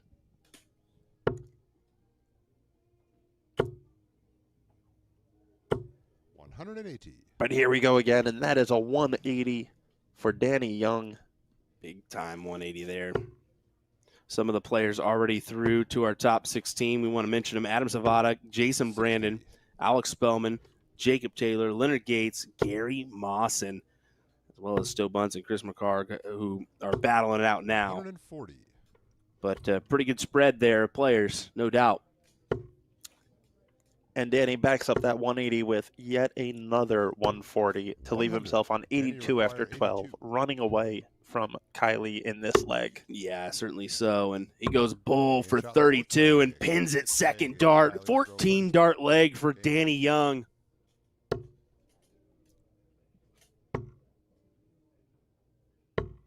$97. You got to think, does Danny have a nickname yet? The Young Buck. Okay, I don't know. Yeah, 41. Danny the Cowboy Young. I don't know. I'm trying to think of something Texan. You can join Sean on the nickname naming. I don't have to give somebody a nickname every time, but it certainly can be fun on the occasion. 100. Hey, as long as you're not trying to name Joey Lenoir the Juggernaut, we good. He keeps hammering it home. Buddy, it's not going to work. Let's see. Any back a ways in this one so far, as Kylie should set up a potential look here. 60. Only a 60, but even with essentially anything shy of a 180 here, Danny is not going to pressure. 82. Kylie require 144.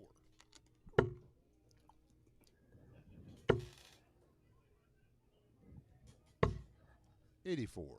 Danny? And Kylie just squares it up at A solid 84. Leave yourself 60. exactly. And with the way that his darts lay, you attack that bottom wire. It's a beautiful marker dart for you. Exactly. Attack the bottom wire indeed and just place it right on top for a 3-2 advantage here in this one.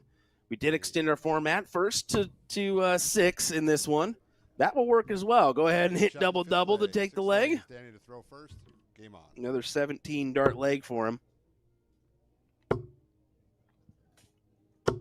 140. And there's yet another 140 from Danny Young. 55. But Kylie is just doing enough and being clinical at the right times. 137. That's the thing. He's taking advantage when he can, despite the average discrepancy. 180. As you know, there's another big 180 for him. The right time to pull that out, and Danny is doing the same. Another 180 back to back here, as Danny Young sets up the 44 when he returns. 140, 137, 180. 96. Danny require Magnificent 44. darts. See if he can clean it up for 11. 12 for 32, and it 6 seems leg. automatic for the 7th man leg is Kylie as to he throw does first. go Game on. ahead and grab the win. What a leg there for Danny Young to tie things up. 140. This match has overtime written all over it. It certainly does. It'll be good to 50. get one on the stream at least. But that's it. We don't want any more. No, I'm just kidding. Well, you know what? It's also the type of thing where in this match play format, the deeper into the tournament you go, the more likely you are to have those overtime matches. Exactly. 45. Because you get the better and better players battling it out against each other. They're more evenly matched. So we'll see. 95. We should see a few of those overtime matches to come, is what you're getting at, and I don't doubt it from the looks of it. We'll see at least a couple. 134. Shoot, we could see some on the floor right now, and Alex Spellman, Nick Lindbergh, Jacob Taylor, Joey Lenoir is another good one. Yeah, we'll see. We'll see what happens here. 55.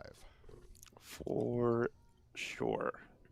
Yeah, just looking at those Q-ins of matches, yeah, I mean, Scott Essel and Gino Florian may be at 6-6 right now. Kylie We don't know. require That's 127. Go ahead and check those matches. They are currently at 1-1. Okay, 1-1. But that is definitely the type of 95. match that can go. Danny Mhm. require You expect 160. both of them high 60s, low 70s. They can push to 80, Yep. but they will 100. Kylie require they will push each 32. other and keep up with each other. As Danny leaves himself 16, Kylie on 32 puts on the pressure, steps to the side, tries to open it up, Danny and requires goes 60. through them. For a break, Danny Young over to double 4 and Kylie can't require get it to 32. go.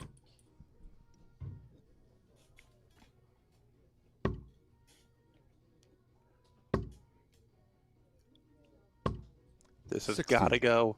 Danny require 4. It does not by Kylie. Danny with 3 at double 2. Up to the madhouse. No score. Kylie Comes require 60.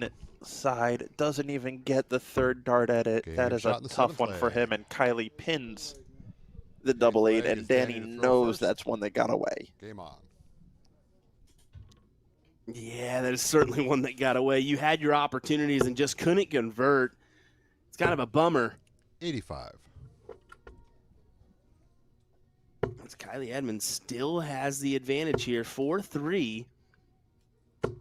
140. That average discrepancy. That just goes to show you, average isn't everything. It is not. Timing, timing, timing. That's the key. You 121. can produce a timely checkout. It can do a lot of damage to your opponent. Produce a few of those in a row, all of a sudden you win the match and 140. move on, Absolutely. despite a 6 to 10 point average discrepancy. Absolutely. Essentially all an average discrepancy 100. like that means is one of the legs that Danny won, Kylie was a ways back. Mm. But almost all the legs that Kylie won, 45. Danny was right there with him. Exactly it. Danny's going to be queuing in another 4-4 100. or another tied up score line if he can do it. Interesting last start there at 115, deciding to stay at 20s. 140. Danny require 95. But a big 140 by Kylie leaves himself 36. All the pressure on this 95 now. That is huge. Goes 20 for the bull, misses the fat number. Oh, no. You can't We'll do probably go that. back down to the bull. 55. Kylie You just require can't 36. do that. You got to have that opportunity, although it seems slim Game to shot in none. the You've eighth got to leg. take that chance to Ninth get the leg is ball, and he Kylie to throw just first. didn't work out. And now you have a 5-3 Game on. spread. Kylie puts himself in a situation where all he needs to do is hold, and he advances into another quarterfinal in his CDC career. 180. Oh, what an opener. Kicks it off with a 180. What an absolute killer of an opener. A promising turn 100. for him. It's not a guarantee, but it almost feels like I'm going to get the first look, if not a few of them. Absolutely. 58. Anytime you're in a deciding leg or you're throwing for the win and you kick off with a 180, not only will it boost your confidence, but it will deflate your opponents a little bit as 45. well.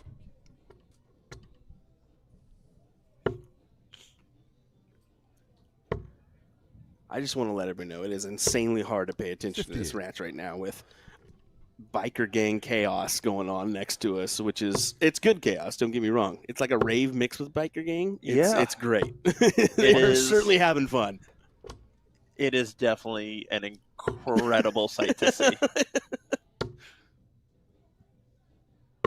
And we are just sitting 105. here in our office. We kind of commandeered the catering manager's office. I cannot stress it enough. We are all going to be out 100. there after this. Kylie, you require 1,000%. Lenny's going to be Lenny out there too. Like, it's going to be great. Tops for the match for Kylie. Game shot. And the match. What a turn Kylie and what a Edmonds. win. There it is. Massive win there for Kylie. He moves on to the quarterfinals. And a 15-dart leg secures it. I mean, what a great matchup for Kylie Edmonds. And as I said, another quarterfinal in a CDC career. I think it's been at least a few events before we've seen him do that. For sure. Yeah. For sure. Kylie is starting to find his form again. Yes. And it is great to see because the CDC is a better place when Kylie Edmonds is firing on all cylinders. You're dang right. Team Canada is a better showing when For Kylie is sure. on that. But hey, we're gonna be right back with some more coverages. We've got a top 8 matchup coming your way next. Folks, David Garfinkel, William Stewart, we'll be right back with some more great action from Oakbrook Terrace, Illinois, here in just a moment.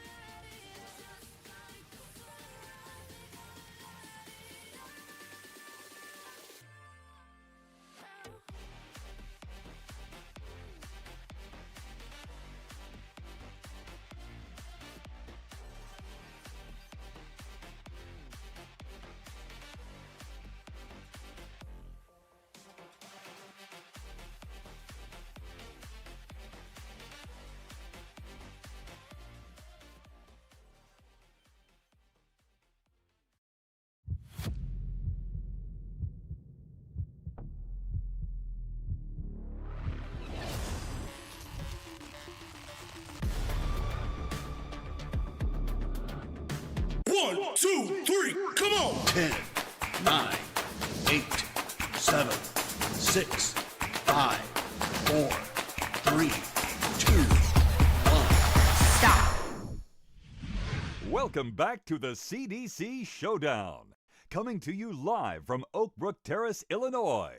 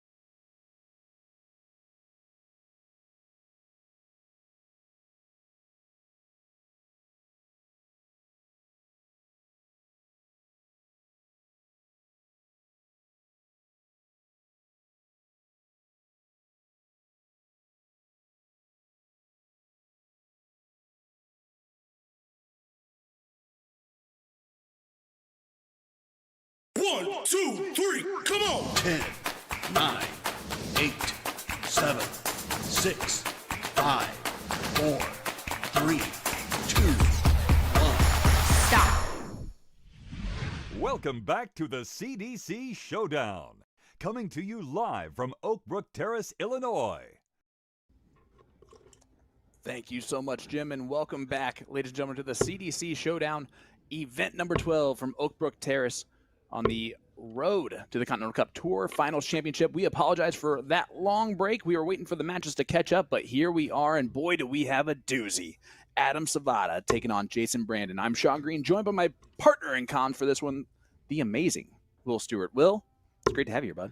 Hey, great to be here on the call for this one. Adam Savvada taking on Jason Brandon. This should be a good showing. Yeah, absolutely. I'm expecting great results. Actually, Jason Brandon, the higher average of the two players in this event, he's averaging over 88, averaged 92 in the last match, and Savvada an 82.3 heading into this. But if we know anything about Adam Savvada, he picks it up when he needs to. That's exactly right. Savvada does Savvada things at times, but then again, JB's been one to watch out for. Earn qualification into that World Series event. That's going to be good for him. I think he was anticipating the likelihood of him missing out on that. He was kind of up in the air on whether he'd get the call up or not. But yeah, he got it. He earned it. He absolutely did. You can't beat the number one seed in the World Series event and Stephen Bunting, who never lost again in the first round. You should be able to be in the World Series event. You know? Like that's it. And he's a Lakeside semifinalist in Jason Brandon, and his great year just continues to run for him. And it's great to see. He's one of the nicest human beings in the entire world, and he's going to represent very well over there. One of the nicest people in the world may be an understatement, if that's possible.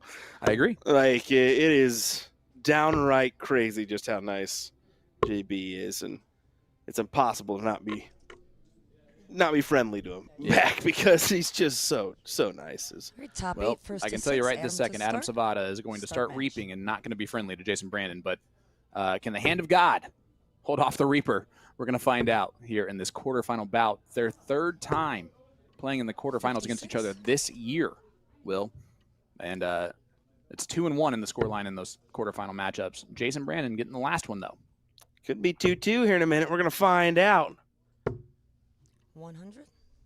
Both will want to pull off the W here and advance into the semifinal, get some good ranking points. Jason Brandon currently 8th in the standings, with Savvada topping the table right now as our 96. number 1 ranked player. Yeah, this is actually the first tournament weekend he's coming into as the number 1 seed. And again, insane. He's done that in a year and a half on tour. 96. I'm almost confident that he doesn't even know it or care about it, to be frank. Like, Oh, he knows he's the number 1 seed. I guarantee he does. But I agree with you that I don't think it doesn't matter if the 1, the 2. He was unseeded all last year. And still, 125. yeah, Won. Exactly. I don't even think I don't think he's one of those guys that even looks at a bracket. I think he just says, "All right, I know I've got such and such in front of me. That's all I care about. That's the one match I'm worried about right now, and 98. I'll worry about the others when they come." So he just takes me as that kind of character. Oh, absolutely. And extremely, like, he was out there watching the motorcycles take off like we were. Oh yeah, he was Filming sitting that there whole right thing. next to us, filming the whole dang thing, just like taking in the show, because it surely was a show out there. I think it was at least 300, 400 bikes taking off to hit the streets of Chicago with the help of a police escort. Yeah, absolutely. As JB's going to switch down and hit the big 171. maximum 171 to leave himself 36 and put a lot of pressure on Adam Savvada's 124. Yeah, big time collection there. And as you can see, the pressure worked here 56. for JB as he's going to attack this double 18 for a potential 13 darter. Ooh, that was way inside. But he finds it on double 9, and Jason Brandon, a break a throw here in leg number 1. You know, it may not be a 13, but a 14's just as nice. It is literally just as nice because it's still the same amount, like one extra dart, but same amount of turns. Exactly. 60. Especially considering it's a break. That's what matters the most here for JB. So Jason was the last one to finish his match of this quarterfinal. Adam Savvada finished quite a bit earlier. Mhm. Do you think that hinders or helps either player?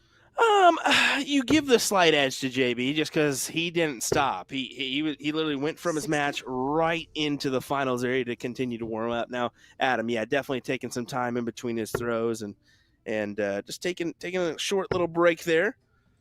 But I mean, just based on that first leg, a 95.5. No, that's all 66. right. Doesn't seem to harm him. He probably got those couple in that he needed before this matchup to make it count and put in his best effort. Oh, absolutely. And let's mention it, right? The winner of this 97. one has a battle with the defending champion in the last event, Mr. Alex Spellman. Who's playing just absolute fireworks today. 95.97 and a 6-1 win over Kylie Edmonds. Kelly, that's funny. And then your other matchup, you got Stowe Buntz taking on Joey Lanaw right now. That's 3-1 in favor of Stowe. Man, again, it just 180. that's a big 180 from Jason Brandon. A timely 180 at that. Leaves himself at 104. With Savvada still back in the 200s, he guarantees a look, minimum 3. Potentially more. It's looking like more. Not quite. Yeah, he did find on the last start, 95. needed to, but still a lot of work left. He leaves a 155. I almost said 157. 86 left, so treble 18 will leave 32. And he pins the 104 checkout for Jason Brandon, and Southern Comfort is That's a nice 284 and 6. whew, that'll work. That'll certainly work, especially a 15 darter to follow up the 14. I was about to say, it wasn't a 13, it wasn't a 14, but it's still a 15, and that's Check still it. just as good. Check it. Yep, just as good.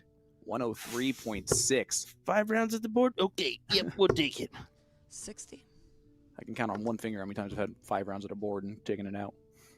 You Probably. don't even need a finger. You got still 0. That's why I said probably at the end of that. If it happened, it was like cheating, too.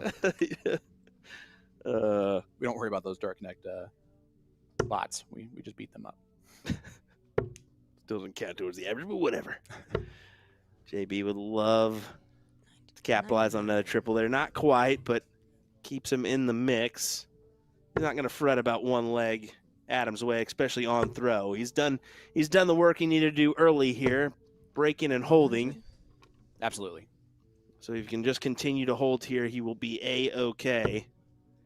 Especially in this win by 2 leg format. We will see though. 125. Yeah, it's interesting. This format, it can dictate a long match. However, we have yet to see it on our streaming board. Yes. And that is actually the same truth through the 2 times that we've had this match play event. We have yet to see a sudden death or even an extended format in those 2 events on our streaming board number 1, which is almost nuts. 82. But Savvada on 62. Treble 10 for double 16. Should grab it, and he does. First dart of the double for Savvada goes in. And a 15 darter for him. Seems like 5 rounds at the board is a must here in this one. 5. 5 rounds or less, I should say. 14, 15, and 15 have been the 3-leg victories from both the players. I'll go on a gutsy statement. This could be the match where we see. No, I'm not going to do it. I can't do it. 85. Yeah, Yeah, way too early. it is way too early. Wouldn't watch. Yeah. Comes up and grabs it. Great first dart from JB. Unlucky to kiss that second dart off that way. And, 66. wow. Ends up with a Grand Slam breakfast. It's not what he's looking for. He went to Denny's and cashed it in. Denny's, the breakfast spot. That's our new sponsorship, by the way. This is the Denny CDC Showdown.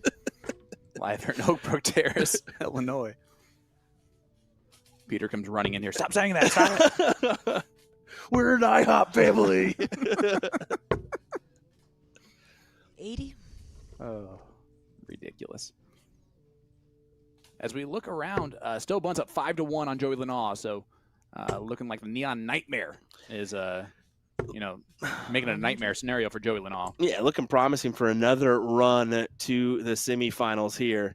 And then you got Leonard Gates, who's about to duel with Jason Wilbur. Yeah. That's a big win for Jason, coming out on top of 45. Gary Mawson in his last matchup. That could be Jason's. I'm not. We'll find out. First quarterfinal run. It might not be his first. 60. He's had some good tournaments in the past here in the CDC, but no, never mind. I think you're right, based on. He may have had back-to-back wins, but I don't think he's gotten it. Oh, yep. You are correct, my friend. In fact, he has never had back-to-back wins in the CDC. This is going to be his first. That was his first top 16. Absolutely incredible then for Jason Wilbur, coming through 25. a gauntlet to get to that point. And Savvada only gets 25 points No, there. no matter what, I mean, based on the success that he had in the last event, Jason Wilbur's going to be happy with his performance this weekend, even if he goes 1 and out 80. tomorrow. Absolutely. Yeah, there's no doubt about it right there. He's going to feel confident. Guys, coming into this event weekend, he was 4-22. But yeah, I mean, So this has been a fantastic event weekend. Let me do the math. That's an 18 differential right there. Yeah, it's 15% win rate is 56. Kudos to Jason, though. I mean, Yeah, this when is you great. when you take that kind of licking, it's kind of hard to keep battling and going forward. But he's obviously a guy that continues to battle, and it's paid off for him. Jason Brandon trying to grab this leg, and he gives Savvada an opportunity to tie us up. You do not want this man with this opportunity here.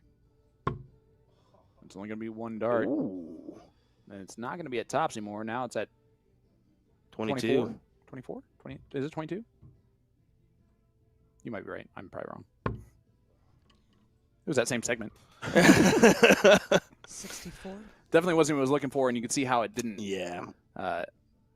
It hung on a little bit. He was banking on tops, and instead, when you throw a wrench in the mix, it kind of keeps it interesting. But JB, 0 for you 7. can't do that.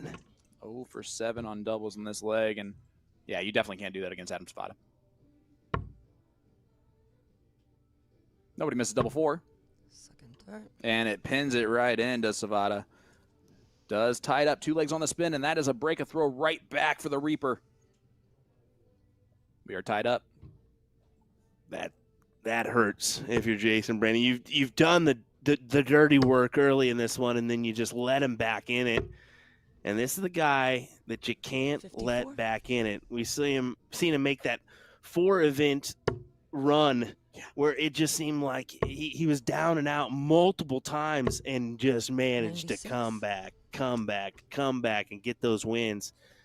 I mean, top 32 match today. He's taking on Stowe Buntz, Jr. Yep. And Was down. Yep.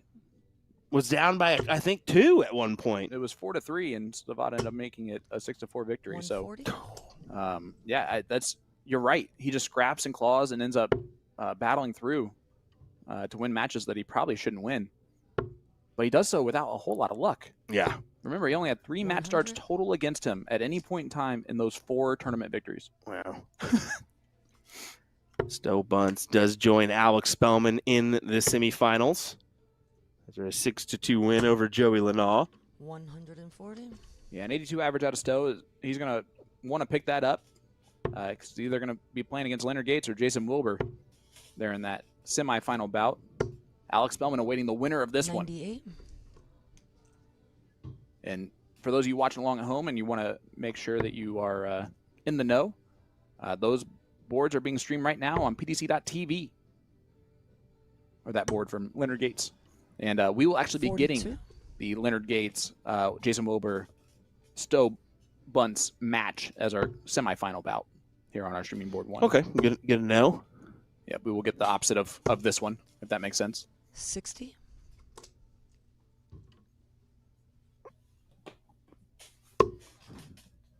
Savvada, 1-2-5 left. Oh, boy, getting a look here. Ooh, 105. just underneath. But no easy task on the 147 for JB. chances are Savvada will come back with double 10. Will come back, guaranteed now. 60. Absolutely. And Savvada double 10 to make this a 3-2 lead for the first time in the match for Savvada. Just had to reposition there, but did so nicely as he captures that double 10 that he needed. 17 darts to grab the 3-2 advantage, and 3 on the spin for the man from Phoenix, Arizona. Yeah. 100. That's about the closest big city to him. Yeah, exactly. He's outside of the town, but what is it, about an hour? Yeah. I think he's about an hour outside, yeah. Yep. Works in a funeral home. And It's still so crazy it's to me insane. that And his town is a very small town. There are 4 people 100. total that work at that funeral home. So he I thought you were is used to doing everything. I thought you were saying there's 4 people in the total in town. the He doesn't get a lot of business. Doesn't get a lot of business at all. He's running on views, but I tell you what. He just calls himself a funeral home director just because when the other 3 people die in this town, he's the one who does the burial. 60.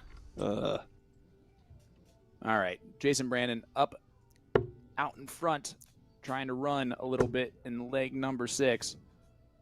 It is his 100. throw. The one thing I'd love to see, you see all those new patches and stuff like that starting to show up on Jason Brandon's jerseys, right? Those new sponsorships. Yeah, I mean, some of those new sponsorships they're coming in form for a lot of our players here. Some sponsorships that maybe 57.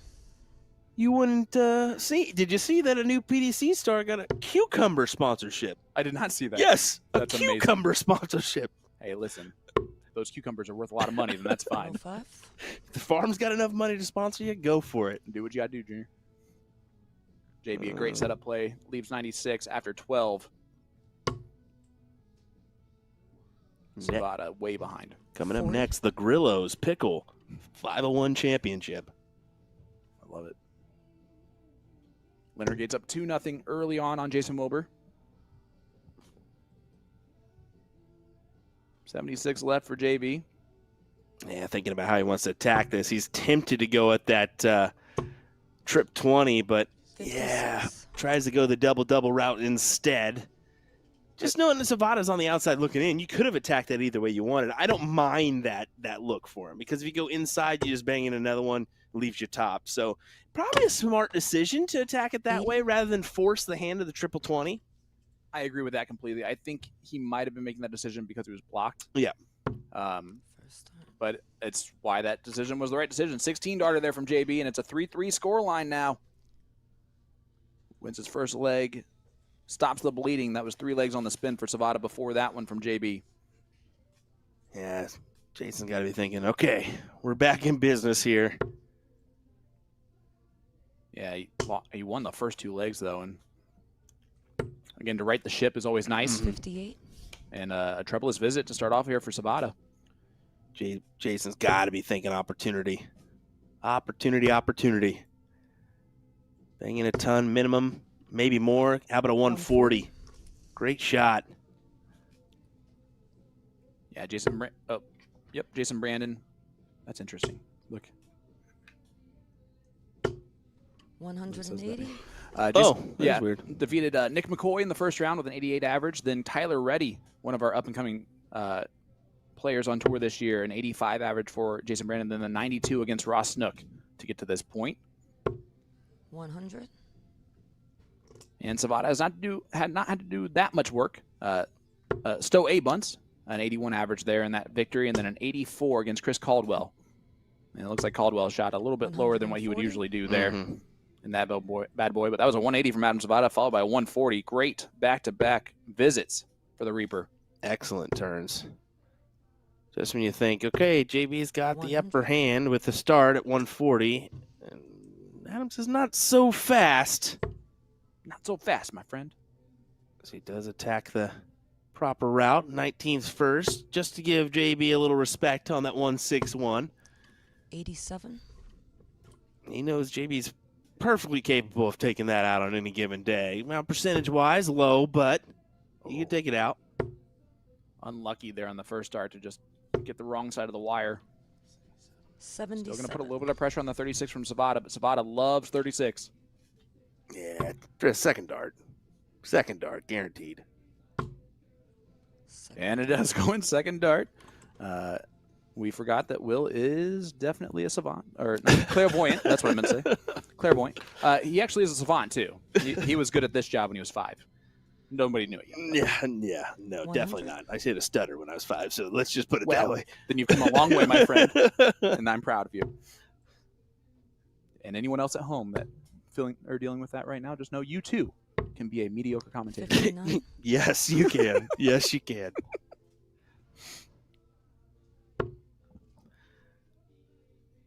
JB wants to continue to add the pressure here. Wants that triple. 60. Man from Cowan, Tennessee. Do we have any idea what Jason does for a living? I actually do not know that answer. It's so interesting to see, Yep. that backstory of 99. what do you do every day? Yep. Because this, only a few select few do this for a living. Right. I mean- There are a few players that has their thing on Facebook that says plays darts. Even Leonard, who's all around he delivers some packages here and 140. there and helps out with his day-to-day life and income. So we all got something.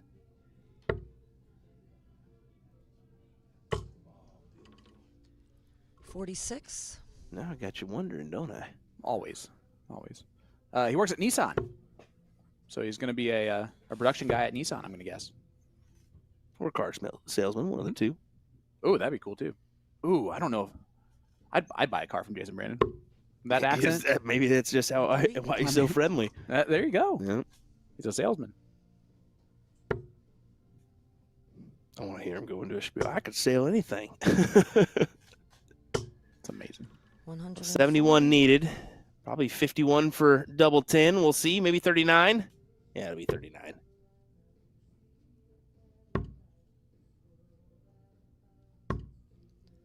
And the double 16 goes in for JB. Makes it nice and smooth. And 1 for 2. So we did get a bit of insight from the great Anthony Eugenia, who did a fantastic job helping out in the first event for us. Usually a mainstay in our commentary booth, but says he believes that JB is either a 83. retired or current auto worker. Okay, there we go. Fits the bill. Initially, I just wanted to go for mechanic, but 85. That could, yeah.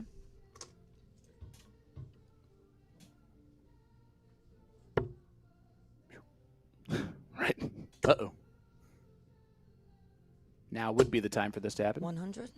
I just hope it's not on the actual stream.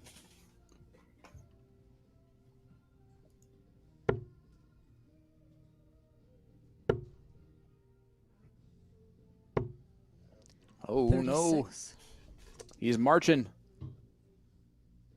A little left and right there from JB. Yeah, that's a difficult turn, especially with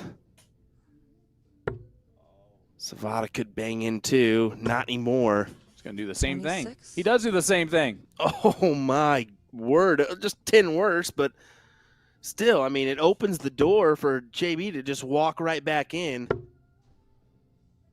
Needs another. 140. Yep, got it. And Jason Brandon is now right back into this. And Savvada again going a little left and right. This is a huge leg in this match, and I know that 82. seems like a crazy understatement, and it is. If Jason Brandon wins his leg, he's throwing for the match. Exactly. This is probably circle at the biggest 100. point in this match, no doubt. That ton is big for JB. Gives him the look at 140.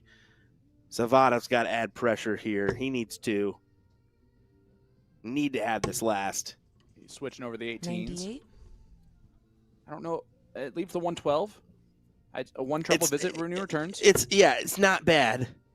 And he will return with that 112 opportunity. Probably fancies the 60. 20s route. He does enjoy that 32. So probably stay right there. Oh, we can't go now, Will. Yeah, that's a real bummer. It's not an indecisive in between the 18s and 20s. It was just a wayward dart, and it's going to cost him here. 80. JB 2 for tops.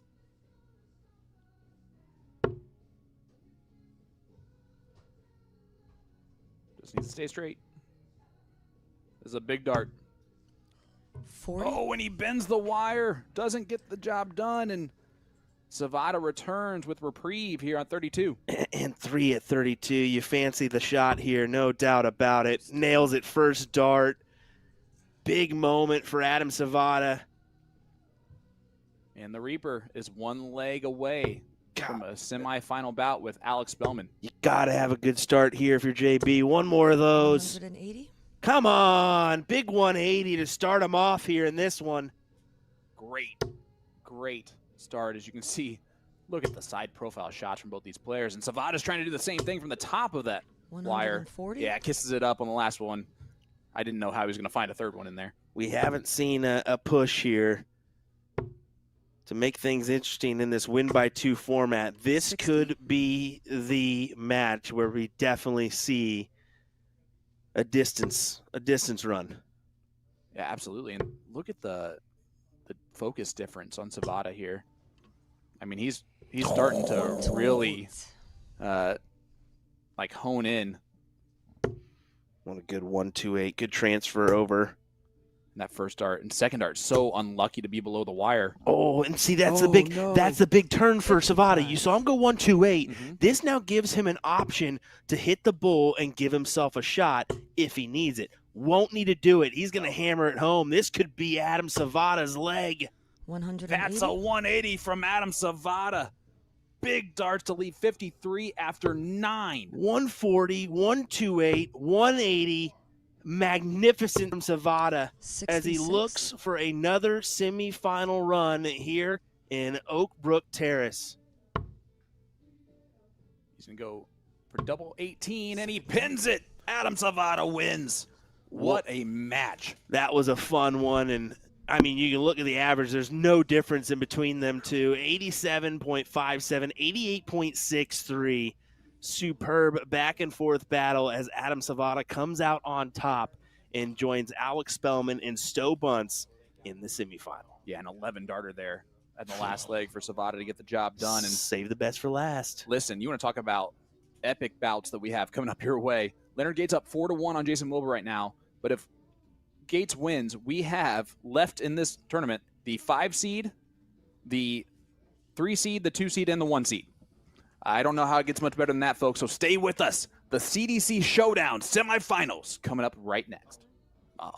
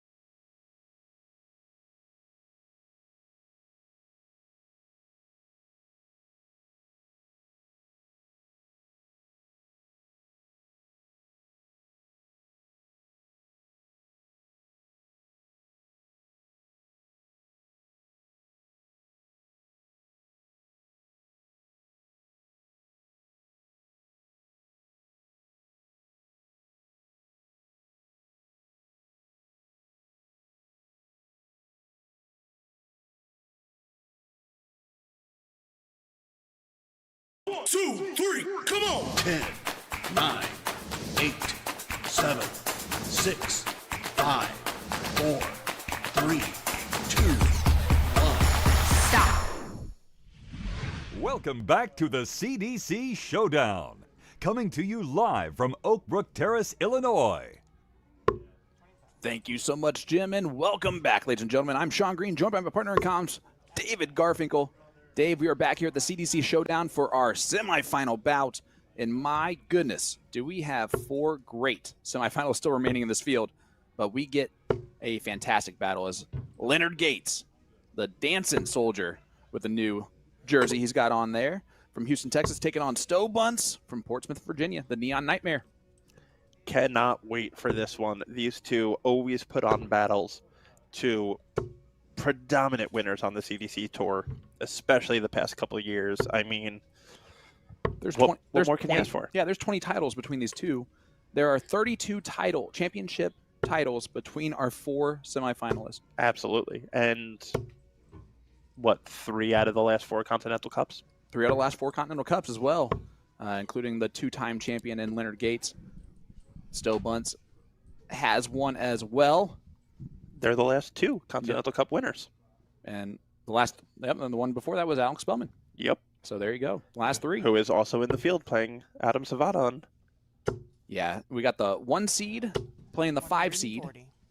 and then the 2 and the 3 right here. It Yep. doesn't get much better than the cream of the crop here in the semifinal. As Gates getting us started here going first, a 140 right away, and 140. it has been a tale of death by 1,000 140s between the matches that we've seen this weekend, my friend. 100%. And Stowe answers right back with a 140 of his own. 85. Says, anything you can do, I can do the same. Absolutely. I love that jersey from Stowe, by the way. That is a good Neon Nightmare.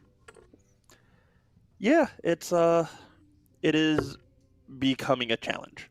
I'm sure it is. That's a great way to put it. I feel like at some point it's just going to be like black jersey with just like neon outline of like, that's just what you're going to like end up doing. So the pop of neon is just like gone from the black that's around it.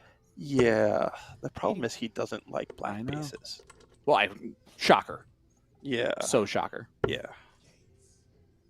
And Soldier trying to get the first look at a finish here, and only 40 scored, and that leaves him 176. That is not the first look at a finish. So Stowe in the driver's seat to break right away. Look to put in a big score here to set it up. Would love a big trouble. 100. Does find it.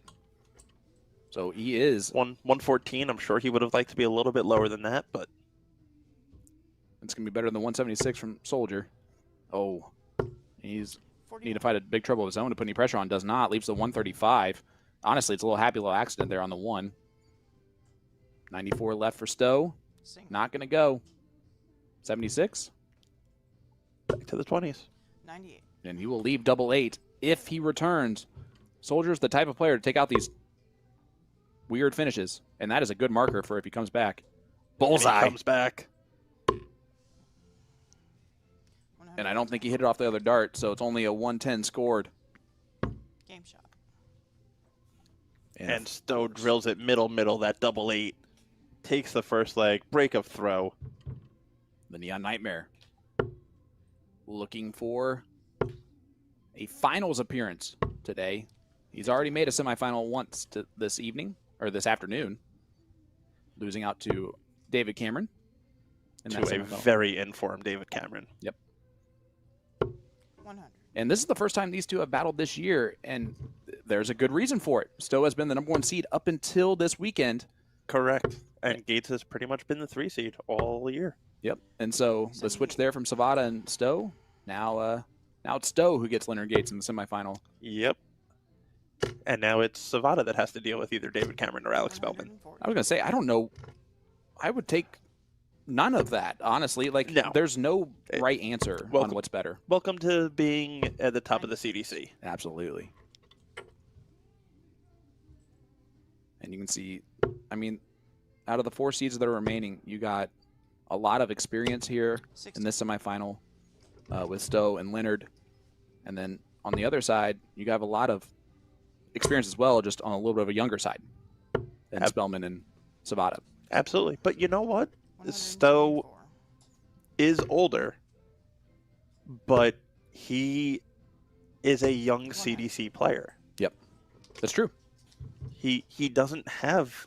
He has a lot of matches under his belt, but not a lot of years under his belt. Where I think 2022 was Stowe's first year? I think that you might be right, because that was my first year. Yeah. And I remember when he coming in, he was known as like a good player, but he wasn't a seeded player or anything like that the first year that he was on tour. He ended up making a seeded pretty quickly, though. Correct. The tops goes for Stowe, and death taxes and tops for Stowe Buntz. Another 1-for-1 on doubles. He is 2-for-2 after 2 legs of darts. It's always a good recipe for winning. A reminder, you can see that the other semifinal that is currently off and rolling. 1-0 lead for Savvada over Spellman. You can find that one on pdc.tv on streaming board number 2. 107. As that's another maximum from Stowe Buntz. That time a 177. He already has a 174 as well. 97. And usually when the first 3 darts go in for Stowe Buntz, you do sit up a little bit. Especially when number 4, number 5 go in. And he is 180. into it, my friend. This is appearing like deja vu all over again. We're going to see if it's Dave Javu. 100. As this one's on to you, buddy. Stowe taking a look at the 144. First one. Oh, just misses that second one. 7 into the perfect. 64 left, going to go down trip 16, set it up. And he does leave himself on the 10. But boo. Still really cool he got 7 into it. For sure. 100. Next time I throw it over to you, though, you got to be a little bit more excited than I felt. No, I'm just kidding. You were great. As the 10 darter does fall for Stowe. My goodness. The Neon Nightmare is making this a nightmare scenario for Gates, who is showing off that new jersey, is yet to be able to dance in it. 45. And we all know a dancing Leonard is the scary Leonard. That is the scary Leonard.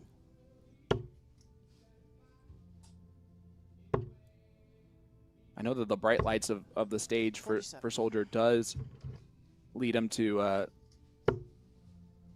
couple more maybe mental mistakes, but the excitement of being on that stage for him is that's another 180 from Stowe Buntz. You know what? It's not even like Gates is doing much wrong right now. Not he at is all. just... 100. Stowe is just grooving. He's averaging 8 points higher than his average on the day. Yep. Is Leonard Gates. Stowe's just averaging 33. Gotta find it. 18 points higher. Yeah, something like that. Yeah. Oh, look at this from Soldier. 180. That's a 180 from Leonard Gates. His first and his 60th of the season. And Stowe's on 51 now. 49. But again, that's a And- gross number compared to Adam Savvada. Yeah. Savvada is now on 95. 104. It's crazy. Savvada is up 2-0 on Alex Spellman, the number 1 seed. He hasn't won in a couple tournaments, so 140. probably wants to get the Yeah. job done here. His trophy shelf is feeling a little empty. Tops for Soldier. 59. Ooh, that was for 15, but he gives it right back. How do you feel about that trip 13? I honestly like it, but I know that in that situation, it is smarter to go the 19s route. Yes. But it's Leonard. And for someone like Leonard, I don't mind it, who Yep. is so comfortable on the bowl. And he does find the double 10 on dart 5 at that double. And it was needed. Very much needed. And it's a break a throw right back. Stowe misses 2 darts at a double for the first time in the match, and he now finds himself at least 81. losing 1 leg, Yeah. but right back into the treble 20. Yeah. He's going to try to get that break right back. And it's something that he does extremely well. Is he knows when to find that next gear, and it's crazy because his normal gear is great. But in moments like this, where he knows he wants to break that right back and just put a lot of pressure right back on Gates, those are the times where he tends to perform better than most. For sure. And I mean, Stowe has had Gates' number. 100. They've played 8 times in the past on the CDC Tour. Stowe is 6-2. Last weekend, they played in the finals of the WDF Silver event in the DPFL. Stowe got him in the last leg decider. Gates missed 2 match starts. Stowe checked to 95 for the match. So it's either 59. it's got to be either weighing on Gates or Gates is just saying I'm due. Yep. Which 100. he probably is just going at it like he normally would, right? It's Leonard. He might even know that. He might have no idea that you played him in the final last week. Like, he moves on. He Does. I'm going to say he definitely remembers last week. Yeah, well, I know, He but I'm probably saying, doesn't remember last year. Yeah, fair. Stowe, 159. 159. a beautiful, beautiful setup play from Stowe Buntz to put a lot of pressure on this 93. Exactly when he needed to. Yep. That's a maximum once again for Stowe. He has 5 now Single. in the match. 74 not going to go. So 24 left for Stowe. Is that right? That's right. 55. He's ready. He had to hop back there. So 24. Oh, it's a big dart. Game shot. And he finds it. What a break right back for Stowe Buntz. Unbelievable. Great use of that marker dart. Puts it right on that outside wire. Rides it right in. And he is now up 4-1 here in this semifinal. 60. Savvada up 3-1 in the other semifinal, averaging 93 in that one to Spellman's 90. We got ourselves some great matches going on currently. 140. Absolutely. And I mean, it's what you would expect at this level, what you would expect out of these 4 players. Yeah, 32 titles. Exactly. I was going to say thanks to Anthony Eugenia 97. giving us that number, that there's a total of 32 CDC titles between these 4 players. So they each are averaging 8. Yeah. 55. Of course, the most goes to Leonard Gates. He has 12, The least goes to Alex Spellman of all people with 5. which is insane. 180. And Stowe Buntz gets another 180. His 3rd of the match. 52. He had none 100. coming into this match in the tournament. And now 164 left. Doesn't need to go about it, but why not? Why not? Pop the balloon. And he does pop the balloon for the 164. What a shot by Stowe. Always the showman. My goodness. W. Stowe Buntz is on a tear right now. Instead of Stowe A. Buntz, You're going to be in trouble for that one. Nah. 64. At least I said W. Didn't say anything else. That's fair. Soldier needs to do a lot of work now. And it's got to start here with a hole to throw. 96. Has to. It is the semifinal, first to 7 legs here. It's still the win by 2 format. 98. Which we still have not seen come into play here on this stream. No, we have not. Savvada, Spellman, 3-2 score line now. 36. And Soldier only a 36 scored there. Heading into this match, Soldier had definitely the highest first 9 average between the two at a 95 compared to Stowe's 88, which is really low for Stowe. 121. Very low for Stowe. But he's made up for it here. That's Yeah. for sure. Oh, yeah. Stowe is another one of those guys known for his power scoring and not so much his finish. Wow, what a deflection on that one. That Dikembe Mutombo'd hard. No, no, no. That was out of the triple 20. 60. Soldier only 60, though. Not going to put a lot of pressure on the 138. But yeah, doubles have never been Stowe's strongest suit, but his scoring power has always been so good that it affords him the opportunities typically. And now, He's also hitting doubles. Correct. Soldier not going to take out the 142, and I like 38 left for Stowe. I'm going to be honest with you. Out of all the players in this field, and he's going right at it. Yep, double 19 feels really good for him. He thought that was in. Ugh. Game shot. And he does find it on the third one. Sorry about the on the second dart. It was just that bad. And he would have said the same thing. I'm pretty sure he did say it. Yep. 6-1 lead now for Buntz. The Neon Nightmare looking for his first final in a couple events. He won an event 2 events ago. Yeah. Yeah. Trying to get back in that winner's circle really quickly. Absolutely trying to, lock up his spotted alley pally. He wants that return. And it might be a battle of another battle between Adam Savvada and Stowe Buntz in that final. But Spellman's got a lot to say about it, potentially. Yes. About to tie it up here if he hits double 10. Can Spellman double dip on the day then? 56. You ain't cool unless you double dip. That's what they say. But he does not hit the double 10 there. 33. Giving it back to the Reaper. But only 36 from Stowe. And now Soldier. 100. No, still not Yep. doing a whole lot here. Back down to his average for the day, about a point higher. Stowe is throwing phenomenal still. 125. Almost at a 95. Another 2 trouble visit there.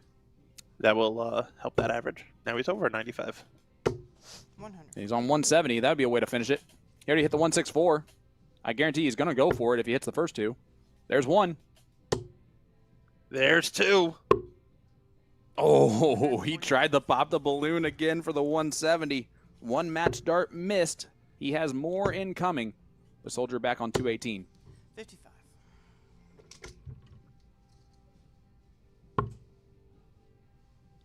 Double 8 for the match.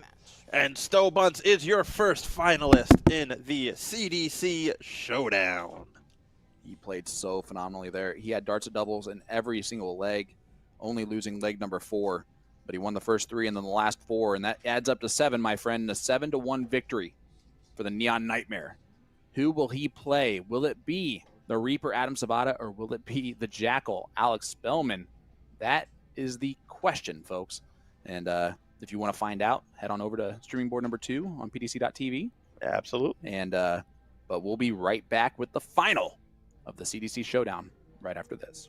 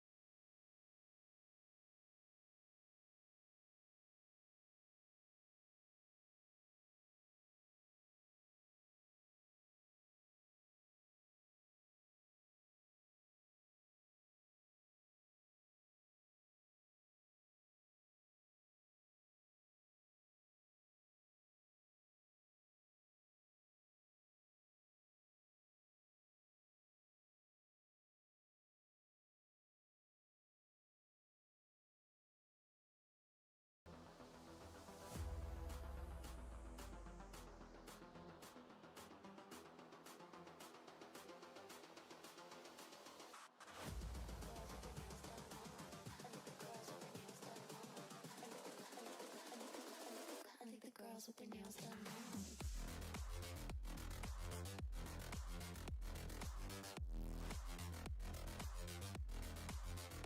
Girls with their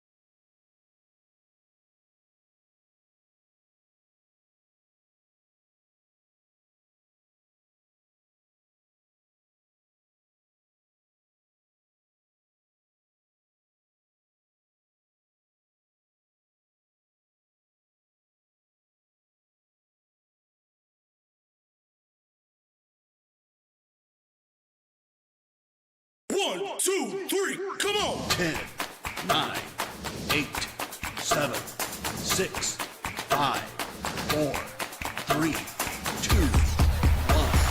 Stop. Welcome back to the CDC Showdown. Coming to you live from Oakbrook Terrace, Illinois. 26. Thank you so much, Jim, and welcome, ladies and gentlemen, to the final of the CDC Showdown, event number 12. And my goodness, do we have a doozy. And it features the number 5 seed who already won today in the Jackal. Alex Spellman taking on the Neon Nightmare semifinalist today in Stowe Buntz. I'm Sean Green, joined by my partner in comms, Dave Garfinkel. Dave, we are in for a doozy of a final between two fantastic American players. This is going to be a banger of a match. These two know each other very well. They are very comfortable playing each other. They have a history against each other. They were almost partners next week at Modus Teams Week, International Pairs Week. Yeah? They were partners last weekend at DPFL. How they do it, partners DPL. 1, 2 out of the 3 events, so not too shabby. Decent. And that is why they're here for this final. So this is going to be definitely a friendly affair, as Angelo DiGiulio will be our chalker and referee for the final. But what's been good to see is Alex Bowman back on top of his game. Absolutely. And I know that Stowe is happy to see Alex on top of his game, and I know Stowe is going to be battling here. Yeah, and I mean, Stowe said to me in Florida that he knew Alex was bringing it this weekend. Yep. His exact words to me was, Alex found his form. He's going to be scary in Chicago. And here you go. We're seeing it. Alex trying to go for the double dip on the day. Getting 2 scoops This of ice is cream, our 2 finals match, titles. CDC main event. As number Angelo's going to get us 12, started, best of 13 and we are off and legs, rolling. Stowe win Buntz by will be 2. going first. Stowe to throw The first. man from Portsmouth, Virginia, Game taking on. on the man from Fuquay Varina, North Carolina. So both East Coasters getting rolling here in the final. 134. And Stowe does what Stowe does, instantly finds those trip 19s. Yeah, and that semifinal bout for Stowe Buntz, we saw him at the top of his game. He had a 10 darter, he had 3 180s, 3 other maximums. He had a 164 checkout. And, it doesn't get much better than that. And almost a 170 checkout for the match. 125. Yes, he did. And he's already starting off with 2 trouble visits here. But Alex is answering him. 140. Yes, he is. And that's going to be the storyline here in the final, right? It's going to be matching troubles with troubles. 52. Both of these guys can score pretty well. The finishing is usually very textbook from both, especially from Spellman in the 41. in the previous 24 hours. For sure. I mean, Spellman's doubling against Dave Cameron in the finals of the last event was Masterful. otherworldly. 98. And Stowe will be the first to a finish on his throw. Sitting on 92 after 12. Spellman looking 100. for a trouble. Stowe, you Does find it. require Leaves 92. 80. A little bit handier. 2 double 18s. Ooh. Double top for Game double shot in the first 16. He leg. pins Second it. leg is Alex to throw Stowe first. Buntz Game with the on. double checkout here in the 15 darter. Hold a throw in leg number 1. Woo! That was a good start. Now he's just showing off that he knows how to hit his doubles. 60. He's like, Spellman, that was masterful in the last final, but watch this. I'm going to go double to start off. Does exactly that. 80. Good Rescues last start. it. Yep. Good last start there. And look at these averages starting off. This has been a gauntlet all day for these players. We've seen this in this day, the highest averages probably for the entire season amongst all of our players. There's been a lot of those high averages. 96. Absolutely. And They're all hitting form. yeah. We're entering that home stretch of the season. Yep. It's me and Anthony were talking about it earlier, Saturday at a golf 96. tournament is moving day.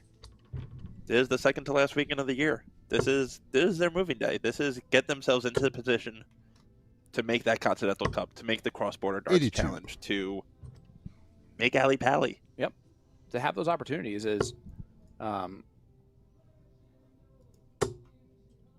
immense, and especially for someone like Alex Spellman, who's 60. been struggling a little bit this year. He wants that higher seed in the Continental Cup. He can win that and then end up at Alley Pally as well. Yep. So there's the opportunities are 86.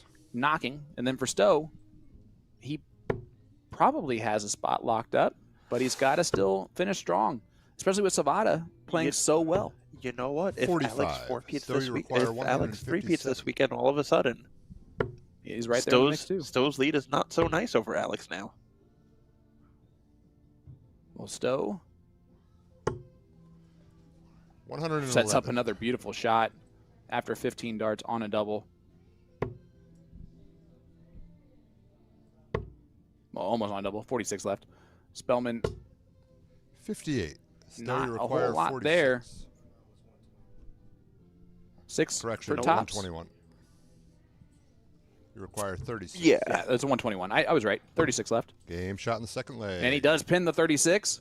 Third leg is Stowe to throw first. I'm happy that I was Game on. the one that was right there. Happens very rarely, Dave. Very rarely. Oh, don't sell yourself short, son. Yourself short, Sean. 180. I always have to do that when I'm standing next to you. And a big 180 start for Stowe Buntz, his first of the final. Finding the scoring power here in the semifinals and finals. As 45. Stowe Buntz. Absolutely. And Alex has yet to find that gear that we've seen him at all day today. 80. And sometimes when you make two finals back to back, you run out of gas, man. Yeah, it is a lot of legs of darts. Before the finals, 96. Spellman was talking to me. He's like, I've had food ordered and then sitting in my DoorDash spot for the last hour and a half. 140. Whenever a loss was imminent, I was ready to hit order. He goes, but I haven't had to hit it yet. And still, after 9 is on 101. 121. So Stowe, you Alex, to require this 101. point, has played 88 legs of darts today. And that's a lot. Double 16. Game shot in the Goes third in leg. again for Stowe. He's Fourth 3 leg for is Alex 3 to throw first. on his doubles here in this final. He's trying to match Spellman's fantastic final earlier. That was a 12 darter. Or That sorry, is. a 13 darter. Yep. No, 12. It was 12. 48. 4 for 4 on his doubles. Yeah, You know, if you include that double-double. that's true. Touche. 93. I glanced down. I'm like, wait, what? And I looked at the scoreboard. Thanks a lot, man. It's a late night. Got to keep you on your toes. 100. And Spellman finds himself a ton, but a ton right now is just not enough. It's not enough against the Nightmare. 140.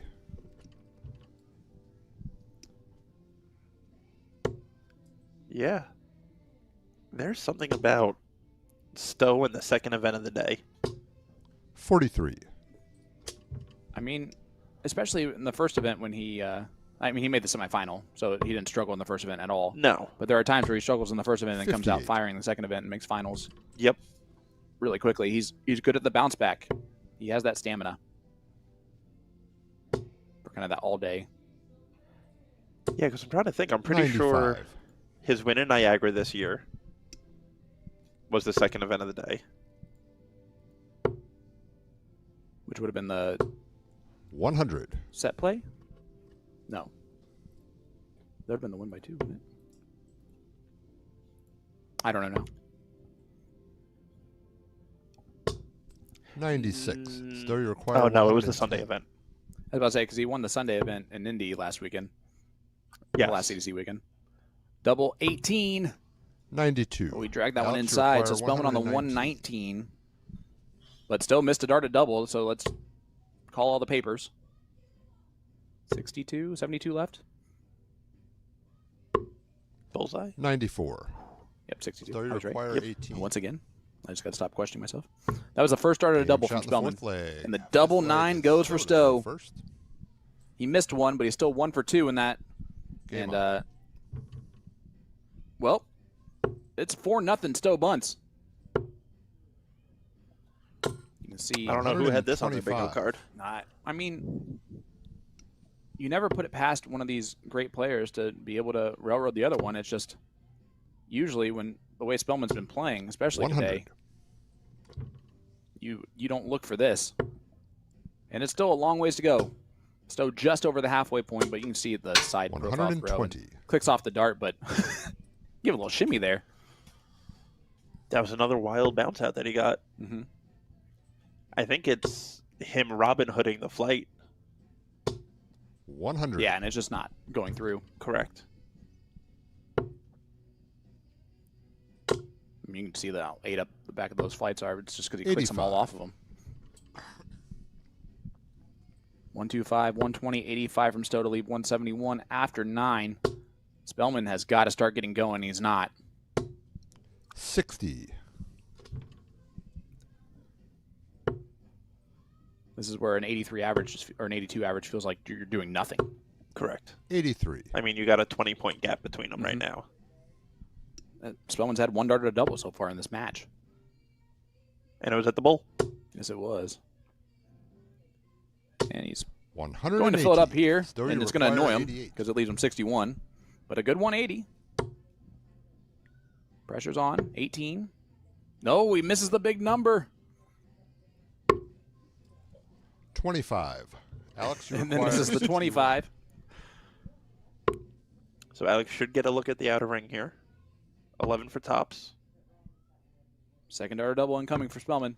Game First shot in the dart at fifth the leg. Sixth outer leg double, is and it Alex hits. to throw first. And it's a break a throw. And it is. And Game on. we said it. There's still a long way to go in this. Spellman is the type of player to rattle it right or ring it right back in. And he can do it without Stowe doing anything wrong. 100%. Alex 100. always has a 12 or 15 darter in his pocket. Mm-hmm. And 15 or 18 dart hold, followed by a 12 dart break. 54. All of a sudden, now we're looking at 4-3. Exactly. And it becomes a brand new ball game. 85. He knew as soon as he threw that dart. Did you see it? Yep. And that honestly tells me a good sign. That tells me how good he's feeling that release point. 100.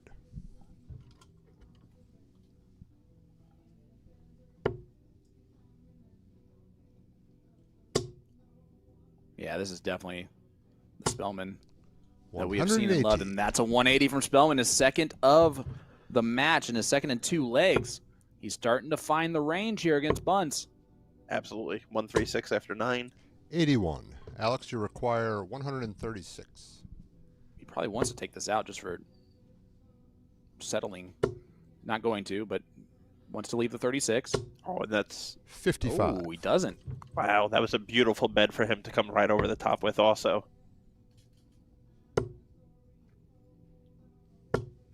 139. Still 2 Alex, treble you 20s. require The 81. 139 is going to put a little pressure on this. 81 left for Spellman. Maybe not. Double 12. 14 darter. 15 is just the same. 75. Oh, no. Drags Stowe, it you inside require and gives an opportunity. 127. Down for the trip 19. For the bullseye.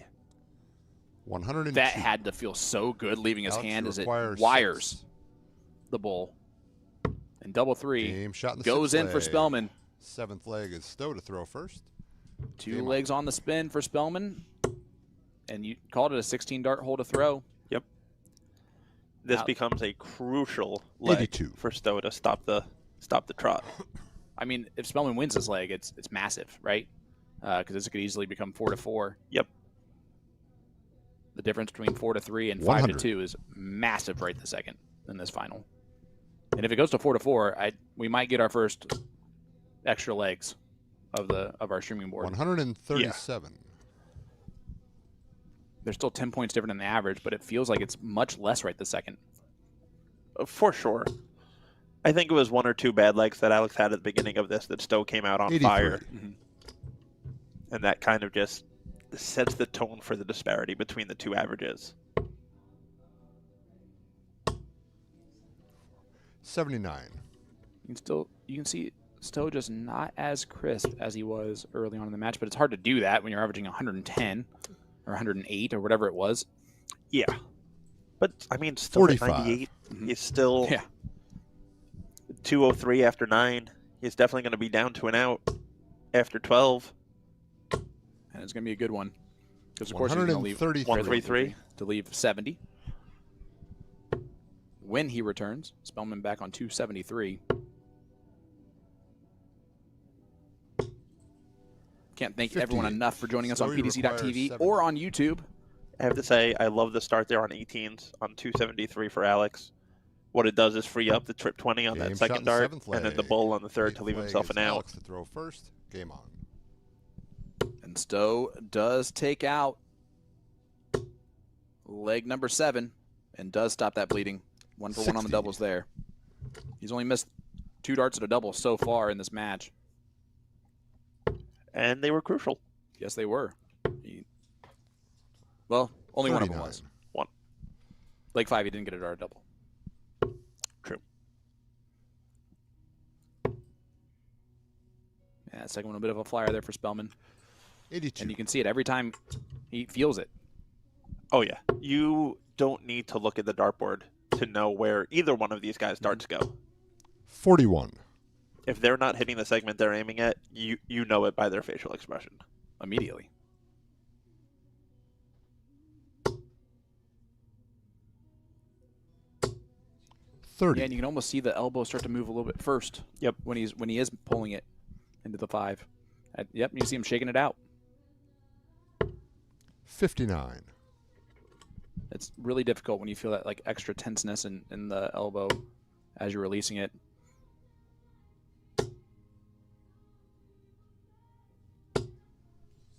And you can, 80. Yeah, you can physically Yep. see his right shoulder Mhm. It's almost timing. moving into his body as he's throwing. Stowe 132. is always capable of doing starts smiling when he's hitting the things he's supposed to hit.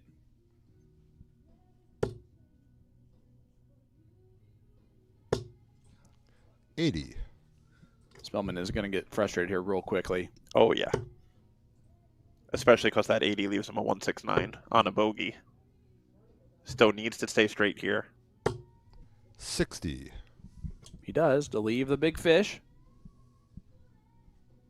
So no matter what, Stowe will have the largest checkout opportunity to break the Spellman throw. 137. Spellman, though, a Stowe perfect require setup play. 170.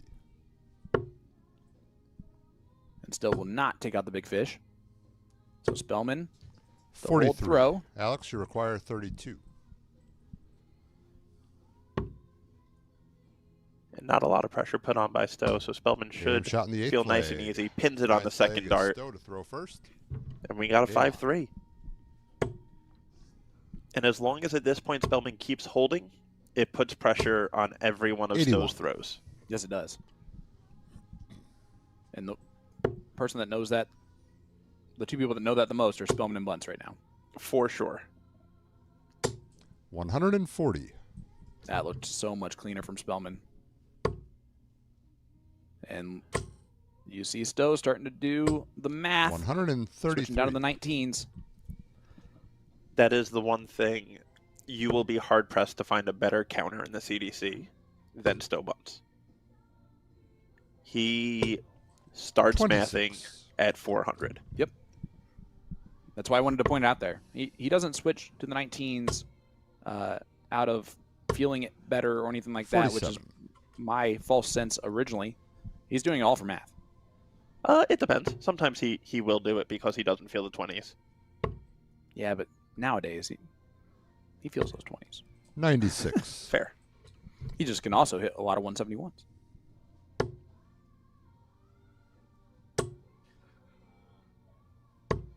$40. But a slack round there. Spellman, an opportunity. This is a huge opportunity for Spellman.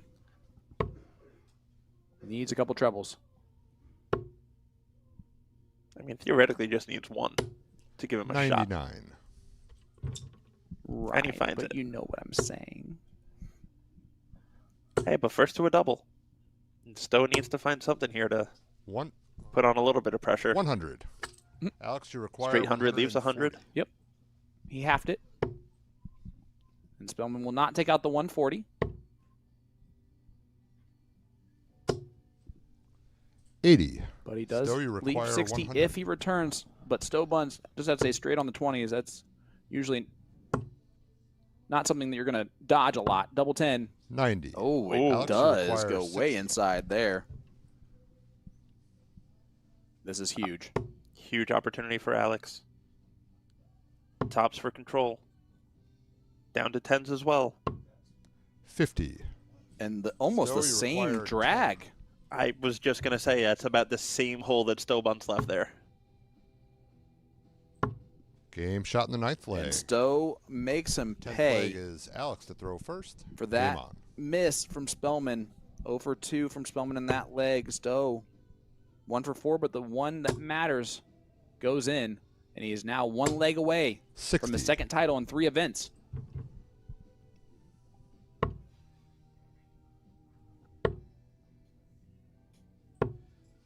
$43. Not the most crucial of legs for Stowe, but he 140. would love to end it right now. He doesn't want to do the mess around. No.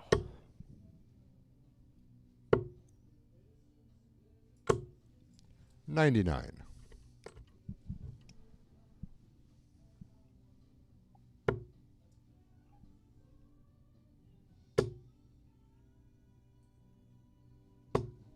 $95. So actually, I was mistaken. It is the Sunday events that Stowe likes. Mm-hmm. 133. Although not today. Both of his wins this year have come on Sunday. Yeah, he's looking for his 3rd title this year. 9th overall. It'll put him 45. 1 away from double digits. And tying with Larry Butler for 2nd all time. Yep. 59. Alex, you require 161. Leave the The 167. 167. Spellman, though, the 161. Ooh. Not going to go. And this seems like the 89. type of way Stowe, Stowe you would love to require win this match. 167. Not going to happen. 49. You Alex, can you read require the... Oh, 72. wow. Mm-hmm. 72 to make it 6-4. Double 12. Double 6. 66. Yeah, and it's Stowe, when your you miss is require inside 118. or dragging into the 5s, it's also really difficult Yep. to hit on that side of the board. I don't like the 18 start from Stowe, but it doesn't matter. Tops for the match. Game And shot. Tops is in the pinned match. from Stowe Buntz. Stowe Buntz. 1 for 1 on the match darts. And the Neon Nightmare is the champion of the CDC Showdown. What a match. Great playing all day by both of these gentlemen. Stowe Buntz picks up his 9th CDC title. 3rd of the year. Valuable ranking points. Puts some more space between him and Alex Spellman. And is now 1 step closer to returning to the World Championship and securing that 2 seed for the Continental Cup. Yeah, and it's great to see the Neon Nightmare get the job done.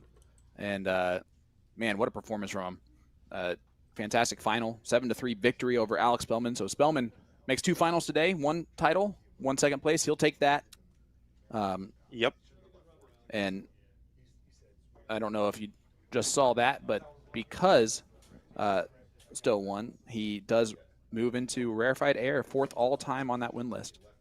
The group that has at least 9 wins is only 4 players: Gates, Butler, Cameron, and Buntz. Yep. So there you go. And adds his name to that illustrious list. It's been a great event today, my friend, and you've sat in here for 2 of them. It's been a good one. It has been an unbelievable day of darts. The CDC continues to just impress and show the level of play that we have in these players. And week in and week out, the guys are getting stronger. We get the players making runs. I mean, Jason Wilbur making a Yep. run to a quarterfinal, Gary Brooks making a Yep. run to a quarterfinal. It's just every weekend we get these new names that come up and show out, and it's incredible to see and exciting to see, and can't wait to see what tomorrow brings. Yep, and thank you so much again to everyone for joining us live here for weekend number 5 today with the CDC Showdown, and of course the Cosmo Darts Championship. Congratulations to our winners today. Of course, Stowe Buntz, the winner of the CDC Showdown, and Alex Bowman for winning that Cosmo Darts Championship. We will be back in action tomorrow at 11 a.m. Central Time, or local time here, for event number 13. The Boomerang Tours The Bash? Boomerang Tours Fiesta. Boomerang Tours Fiesta. So until then, from Peter Cetera, Anthony Eugenia, Jeff Good, L. David Irete, and the rest of the CDC staff, thank you so much for tuning in tonight, and I hope you have a wonderful, wonderful rest of your evening.